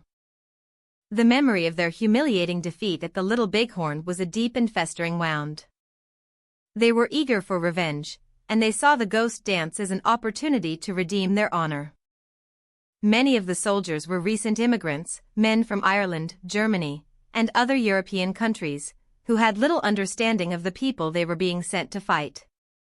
They were fed a steady diet of propaganda about the savage Indians, and they were trained to see them not as human beings, but as obstacles to be removed. They were cogs in a military machine that was designed for conquest and extermination. The massacre at Wounded Knee was the tragic and inevitable result of this toxic brew of political expediency, media hysteria, and military arrogance. It was a crime that was committed not by a few rogue soldiers, but by a nation that had lost its moral compass. It was a crime for which there has never been full and honest accounting. In the immediate aftermath of the massacre, the government and the army moved quickly to control the narrative. They portrayed Wounded Knee as a battle, a heroic victory over a band of hostile Indians. They suppressed the accounts of the survivors and the dissenting voices within the military. They awarded medals, they held parades, they celebrated a victory that was in fact a shameful and cowardly act of mass murder. The truth of Wounded Knee was buried, along with the bodies of its victims, in a mass grave of lies and deception. But the truth has a way of rising from the grave. The whispers from Wounded Knee, though faint at first, have grown louder over the years. The voices of the survivors, the testimony of the eyewitnesses, the work of historians and activists, all of these have helped to chip away at the official narrative and to reveal the terrible truth of what happened on that cold December day in 1890. The story of Wounded Knee is a story that America has tried to forget, but it is a story that we must remember. For it is only by remembering that we can hope to atone, to heal, and to create a future where such tragedies are never repeated. If this story has awakened something in you, if it has resonated with the truth in your own heart, then our journey together has just begun. Subscribe to this channel. Join us as we continue to explore the untold stories of our shared past, to uncover the hidden truths that have been buried for too long, and to seek a deeper understanding of the world we live in and the people we share it with. The whispers from Wounded Knee are calling. Will you listen? The official story, however, began to crumble almost as soon as it was constructed. The narrative of a heroic battle against savage hostiles was a fragile one, built on a foundation of lies that could not withstand the weight of the truth. Within the army itself, there were men of conscience who were horrified by what they had seen. General Nelson A. Miles, the overall commander of the Division of the Missouri, was one of them. Miles was no friend to the Indians. He had spent his career fighting them, and he was a firm believer in the policy of assimilation. But he was also a professional soldier who had a sense of honor, and he was appalled by the indiscriminate slaughter of women and children at Wounded Knee. Miles launched his own investigation into the massacre, and his findings were a scathing indictment of Colonel Forsyth and the 7th Cavalry. He concluded that the soldiers had acted with cruel and unjustifiable violence, that their discipline had completely broken down, and that they had engaged in the most abominable criminal military blunder and a horrible massacre of women and children. He relieved Forsyth of his command and recommended that he be court-martialed. The investigation revealed that the soldiers had been drinking, that they had been motivated by a desire for revenge, and that they had fired indiscriminately into the camp, killing their own men as well as the Lakota. It was a damning report, confirmation of the worst fears of those who had suspected that Wounded Knee was not a battle, but a massacre. But the army was not interested in full and honest accounting. A court of inquiry was convened, but it was a whitewash, a carefully orchestrated exercise in damage control. Forsyth was exonerated of all charges and restored to his command. The army closed ranks, protecting its own and burying the truth under a mountain of official reports and self-serving testimony. The message was clear: the killing of Indians, even women and children, was not a crime that would be punished. It was simply the cost of doing business on the American frontier. The awarding of the Medals of Honor to the soldiers of the 7th Cavalry was the final and most cynical act in this cover-up. The Medal of Honor is the nation's highest award for military valor, reserved for those who have distinguished themselves by acts of conspicuous gallantry and intrepidity at the risk of their lives above and beyond the call of duty. To win this medal for participation in a massacre was a desecration of everything that it is supposed to represent. It was a political act, a way of turning a shameful and cowardly act of mass murder into a heroic and glorious victory. The campaign to rescind these medals, which has been ongoing for decades, is not just about correcting a historical injustice, it is about restoring the integrity of the medal itself, about reclaiming it from the stain of Wounded Knee. The story of Wounded Knee is also the story of a legal and political betrayal of epic proportions. The relationship between the United States and the Lakota Nation was supposed to be governed by treaties, solemn agreements between sovereign nations. The Fort Laramie Treaty of 1868 was the most important of these treaties. It was a treaty that the Lakota had won through their military prowess, a treaty that guaranteed them their land, their sovereignty, and their way of life. But for the United States, the treaty was never more than a temporary convenience, a piece of paper to be ignored or discarded when it became an obstacle to the nation's expansionist ambitions. The theft of the Black Hills was the most egregious of these betrayals.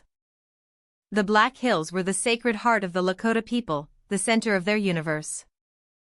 The treaty had guaranteed them ownership of the Black Hills in perpetuity. But when gold was discovered, the treaty was thrown out the window. The government, which was legally obligated to protect Lakota's land from invasion, instead sent its own army to lead the invasion. The theft of the Black Hills was not just a violation of a treaty, it was a violation of sacred trust, an act of profound and unforgivable bad faith. In 1980, more than a century after the theft, the U.S. Supreme Court finally acknowledged the injustice. In the case of United States v.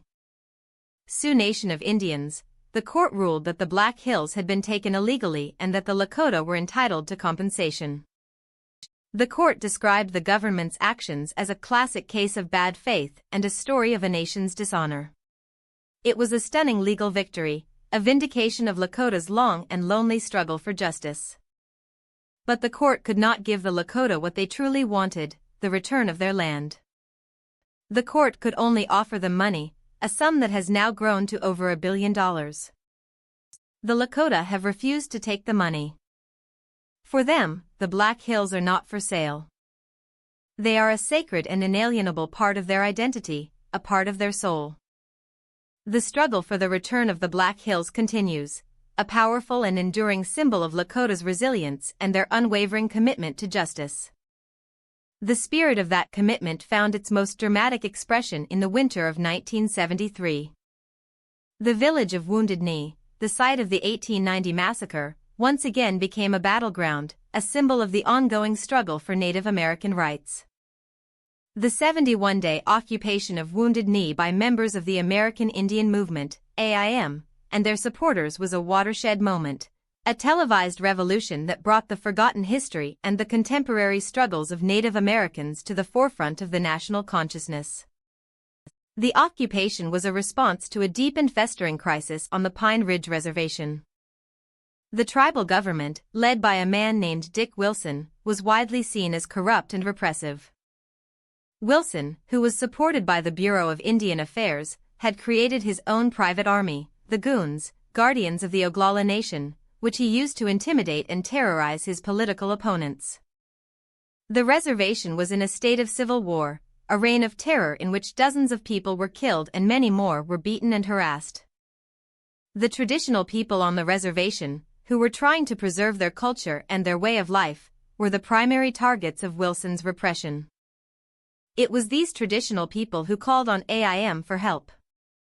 AIM, which had been founded in Minneapolis in 1968, was a militant and charismatic organization that was inspired by the Black Power and anti-war movements of the 1960s. Its leaders, men like Dennis Banks and Russell Means, were angry, articulate, and media-savvy.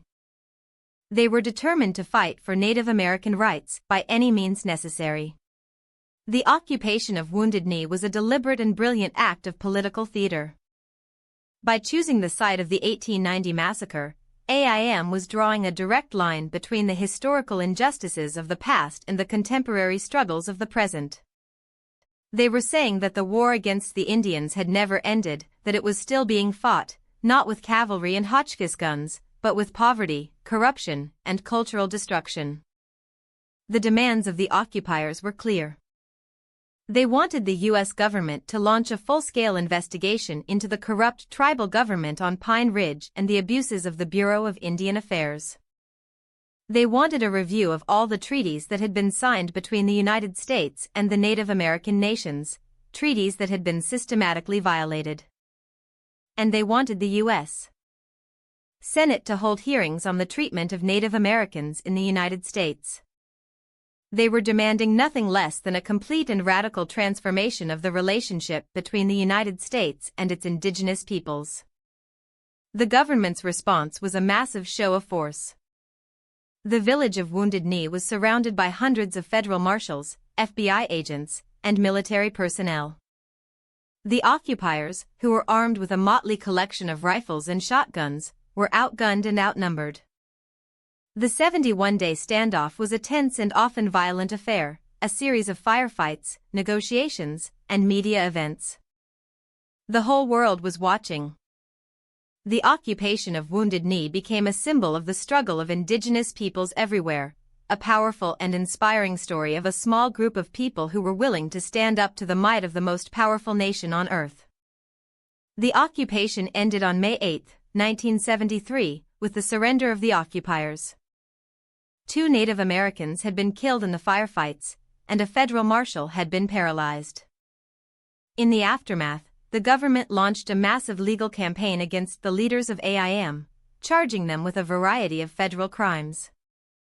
But the government's case was weak, and most of the charges eventually dropped. The occupation of Wounded Knee, though it did not achieve all of its immediate goals, was a profound and lasting victory. It helped to galvanize a new sense of pride and identity among Native Americans, and it sparked a cultural and political renaissance that continues to this day. It forced America to confront its forgotten history, to acknowledge the ongoing legacy of colonialism, and to begin a long and difficult conversation about the meaning of justice and reconciliation. Today, the Pine Ridge Reservation, the home of the Oglala Lakota and the site of the Wounded Knee Massacre, is a land of profound contradictions. It is a place of breathtaking beauty, a vast and windswept landscape of rolling hills, pine-covered bridges, and dramatic badlands. But it is also a place of crushing poverty, a place where the legacy of historical trauma is a palpable and ever-present reality. The statistics are staggering. The unemployment rate is over 80%. The life expectancy is the second lowest in the Western Hemisphere, after Haiti. The rates of alcoholism, diabetes, and suicide are among the highest in the nation. Pine Ridge is a third-world country in the heart of the richest nation on earth. But Pine Ridge is not just a place of poverty and despair. It is also a place of incredible strength, resilience, and hope.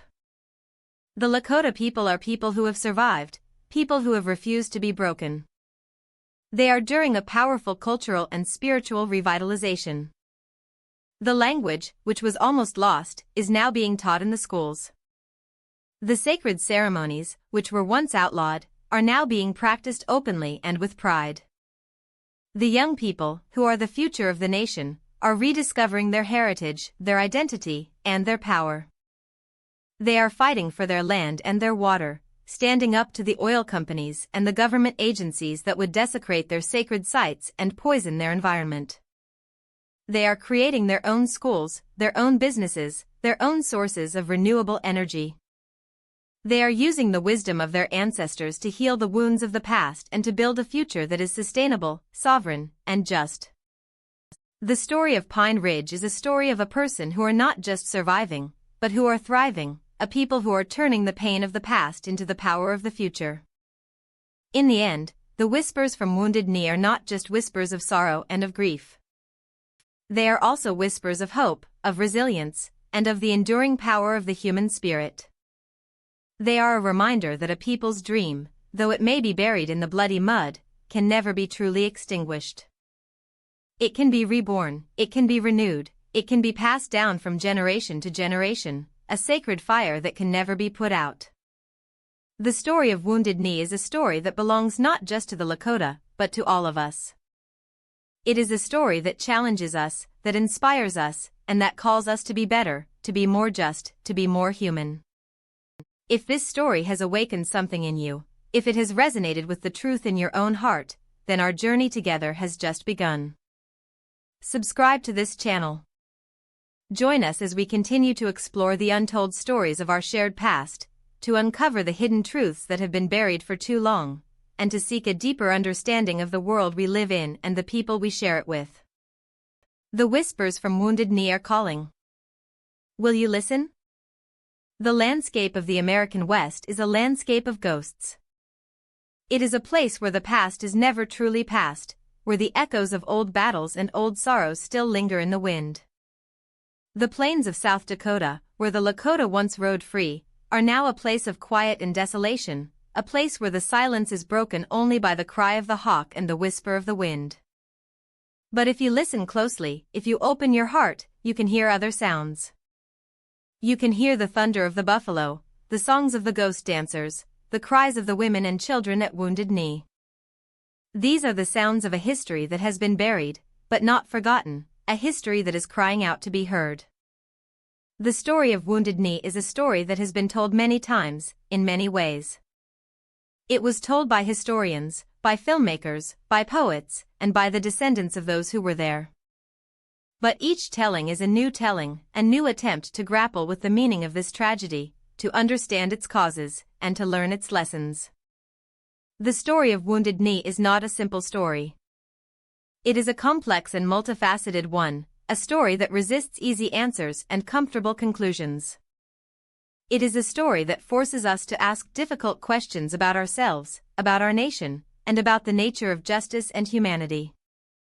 One of the most difficult questions that the story of Wounded Knee raises is the question of responsibility. Who was responsible for the massacre? Was it Colonel Forsyth, the commander of the 7th Cavalry, who gave the orders to disarm the Lakota and who failed to control his men? Was it the soldiers themselves, who fired indiscriminately into the camp and who hunted down the fleeing women and children? Was it the Indian agents, like Daniel F. Royer, whose panicked and exaggerated reports created a climate of fear and hysteria? Was it the politicians in Washington, who ordered the army to the reservations and who pursued a policy of assimilation that was designed to destroy the Lakota way of life? Was it the press, which fanned the flames of fear and hatred with its sensationalist and racist reporting? Or was it the American people themselves, who supported these policies and who benefited from the conquest of the West? The answer, of course, is all of the above. The massacre at Wounded Knee was not the act of a few bad apples, it was the product of a system that was built on a foundation of racism, greed, and a belief in the inherent superiority of the white race. It was a system that saw the Native Americans not as human beings with rights and dignity, but as obstacles to be removed, as savages to be civilized, or, failing that, to be exterminated. The responsibility for Wounded Knee is a collective one, a responsibility that is shared by all those who participated in the system, who benefited from it, or who simply stood by and did nothing. But acknowledging responsibility is only the first step. The more difficult question is what to do about it. How do we atone for the sins of the past? How do we heal the wounds of history? How do we create a more just and equitable future? These are not easy questions, and there are no simple answers. But the story of Wounded Knee offers us some clues, some guideposts on the path to healing and reconciliation. The first step is to tell the truth. We must tell the truth about what happened at Wounded Knee, and we must tell the truth about the larger history of the conquest of the West. We must acknowledge the genocide, the broken treaties, the cultural destruction, and the ongoing legacy of colonialism. We must stop trying to whitewash the past, to turn a massacre into a battle, to turn a crime into a heroic victory. We must be willing to look into the darkness of our history, to confront the uncomfortable truths, and to accept responsibility for the sins of our ancestors. The truth is not always pleasant, but it is always necessary. For it is only by telling the truth that we can begin to heal. The second step is to listen. We must listen to the voices of the Native Americans, to the descendants of those who were at Wounded Knee, to the elders who carry the memory and the wisdom of the past. We must listen to their stories, their pain, their anger, and their hopes. We must listen not with the intent to argue or to justify, but with the intent to understand, to empathize, and to learn. For too long, the voices of Native Americans have been silenced, ignored, or dismissed. It is time for us to listen, to truly listen, and to allow their voices to shape our understanding of the past and our vision for the future. The third step is to act. We must take concrete steps to address the ongoing legacy of historical trauma. We must honor the treaties, respect the sovereignty of the Native American nations, and provide the resources that are necessary to address the deep and systemic problems that plague the reservations. We must support the efforts of Native Americans to preserve their languages, their cultures, and their spiritual traditions. We must stand with them in their struggles for environmental justice, for economic development, and for self-determination. We must be allies, not just in words, but in deed. The path to healing and reconciliation is not a path of passive sympathy, it is a path of active solidarity. The story of Wounded Knee is also a story about the power of memory.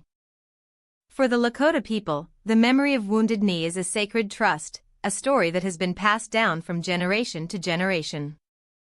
It is a story that is told in ceremonies, in the songs, in the stories that are shared around the fire. It is a story that is a source of both pain and strength, a reminder of the suffering that their people have endured, but also a testament to their resilience and their survival. The memory of Wounded Knee is not just a memory of the past, it is a living force, a source of identity, a call to action. For the rest of us, the memory of Wounded Knee is a challenge. It is a challenge to our complacency, to our self-satisfaction, to our belief in the inherent goodness of our nation. It is a challenge to remember the dark chapters of our history, to acknowledge the injustices that have been committed, and to work for a future where such injustices are never repeated. The memory of Wounded Knee is a call to conscience, a call to remember that the price of freedom is eternal vigilance, and that the struggle for justice is never over. The landscape of the American West is a landscape of contradictions. It is a place of breathtaking beauty and of profound sorrow. It is a place of wide-open spaces and of deep and enduring wounds. It is a place where the past and the present are inextricably intertwined, where the ghosts of the past still walk among us. But it is also a place of hope, a place where the seeds of a new and more just future are being planted. The story of Wounded Knee is a story that is still being written, a story that is being lived and shaped by the choices that we make today. The Lakota people have a prophecy that speaks of the seventh generation. It says that in the seventh generation after the great catastrophe, the people will rise again, that the sacred hoop will be amended, and that the tree of life will bloom again. The seventh generation is now. The young people on the Pine Ridge Reservation and on other reservations across the country are the seventh generation. They are the ones who are reclaiming their language, their culture, and their identity. They are the ones who are standing up to the oil companies and the government agencies. They are the ones who are building a new future, a future that is rooted in the wisdom of the past and the hope of the future. The story of Wounded Knee is not just a story of death and destruction. It is also a story of life and renewal. It is a story of a people who have survived, who have endured, and who are now rising again. It is a story that offers us a vision of a different kind of future, a future where all people can live in harmony with each other and with the earth. It is a vision that is rooted in the ancient wisdom of the Lakota, a wisdom that teaches us that we are all related, that we are all part of the sacred hoop, and that our survival depends on our ability to live in a way that honors and respects the delicate balance of creation. The whispers from Wounded Knee are a call to all of us, a call to remember, to learn, and to act. They are a call to build a world where the mistakes of the past are not repeated, where the rights and dignity of all people are respected, and where the dream of a just and compassionate society is finally realized. They are a call to listen to the voices of the silenced, to honor the memory of the dead, and to work for a future where all of us, red and white, black and yellow, can live together in peace and harmony, as members of one human family, as part of the sacred hoop. As we stand on the threshold of a new era, as we face the challenges of a rapidly changing world, the story of Wounded Knee has never been more relevant. We live in a time of great division, of great inequality, of great environmental crisis. We are facing challenges that threaten the very survival of our species. In this time of crisis, the wisdom of the Lakota and other indigenous peoples is not just a relic of the past, it is a vital and necessary resource for the future. They have lived on this land for thousands of years, and they have learned how to live in a way that is sustainable, that is harmonious, and that is respectful of the earth. They have a wisdom that we desperately need, a wisdom that can help us to find our way through the darkness and into the light. The story of Wounded Knee is a story that can break your heart, but it is also a story that can open it. It is a story that can make you weep, but it is also a story that can make you act. It is a story that can fill you with despair, but it is also a story that can fill you with fierce and unyielding hope. It is a story that reminds us that the human spirit is capable of great cruelty, but also of great compassion. It is a story that reminds us that the struggle for justice is a long and difficult one, but that it is a struggle that is worth fighting. It is a story that reminds us that we are all connected, that we are all part of the sacred hoop, and that our fate is inextricably linked to the fate of all living things. The whispers from Wounded Knee are calling. They are calling us to remember, to learn, to act, and to heal. They are calling us to be better, to be more just, to be more human. They are calling us to create a world where such whispers are no longer necessary, a world where all people can live in dignity, in freedom, and in peace. Will you listen? Will you answer the call? The choice is ours. The future is in our hands. Let us choose wisely. Let us choose with courage. Let us choose with compassion. Let us choose to honor the memory of those who died at Wounded Knee by building a world that is worthy of their sacrifice, a world where the dream of a just and compassionate society is finally realized. If this story has awakened something in you, if it has resonated with the truth in your own heart, then our journey together has just begun. Subscribe to this channel. Join us as we continue to explore the untold stories of our shared past, to uncover the hidden truths that have been buried for too long, and to seek a deeper understanding of the world we live in and the people we share it with. The whispers from Wounded Knee are calling. Will you listen?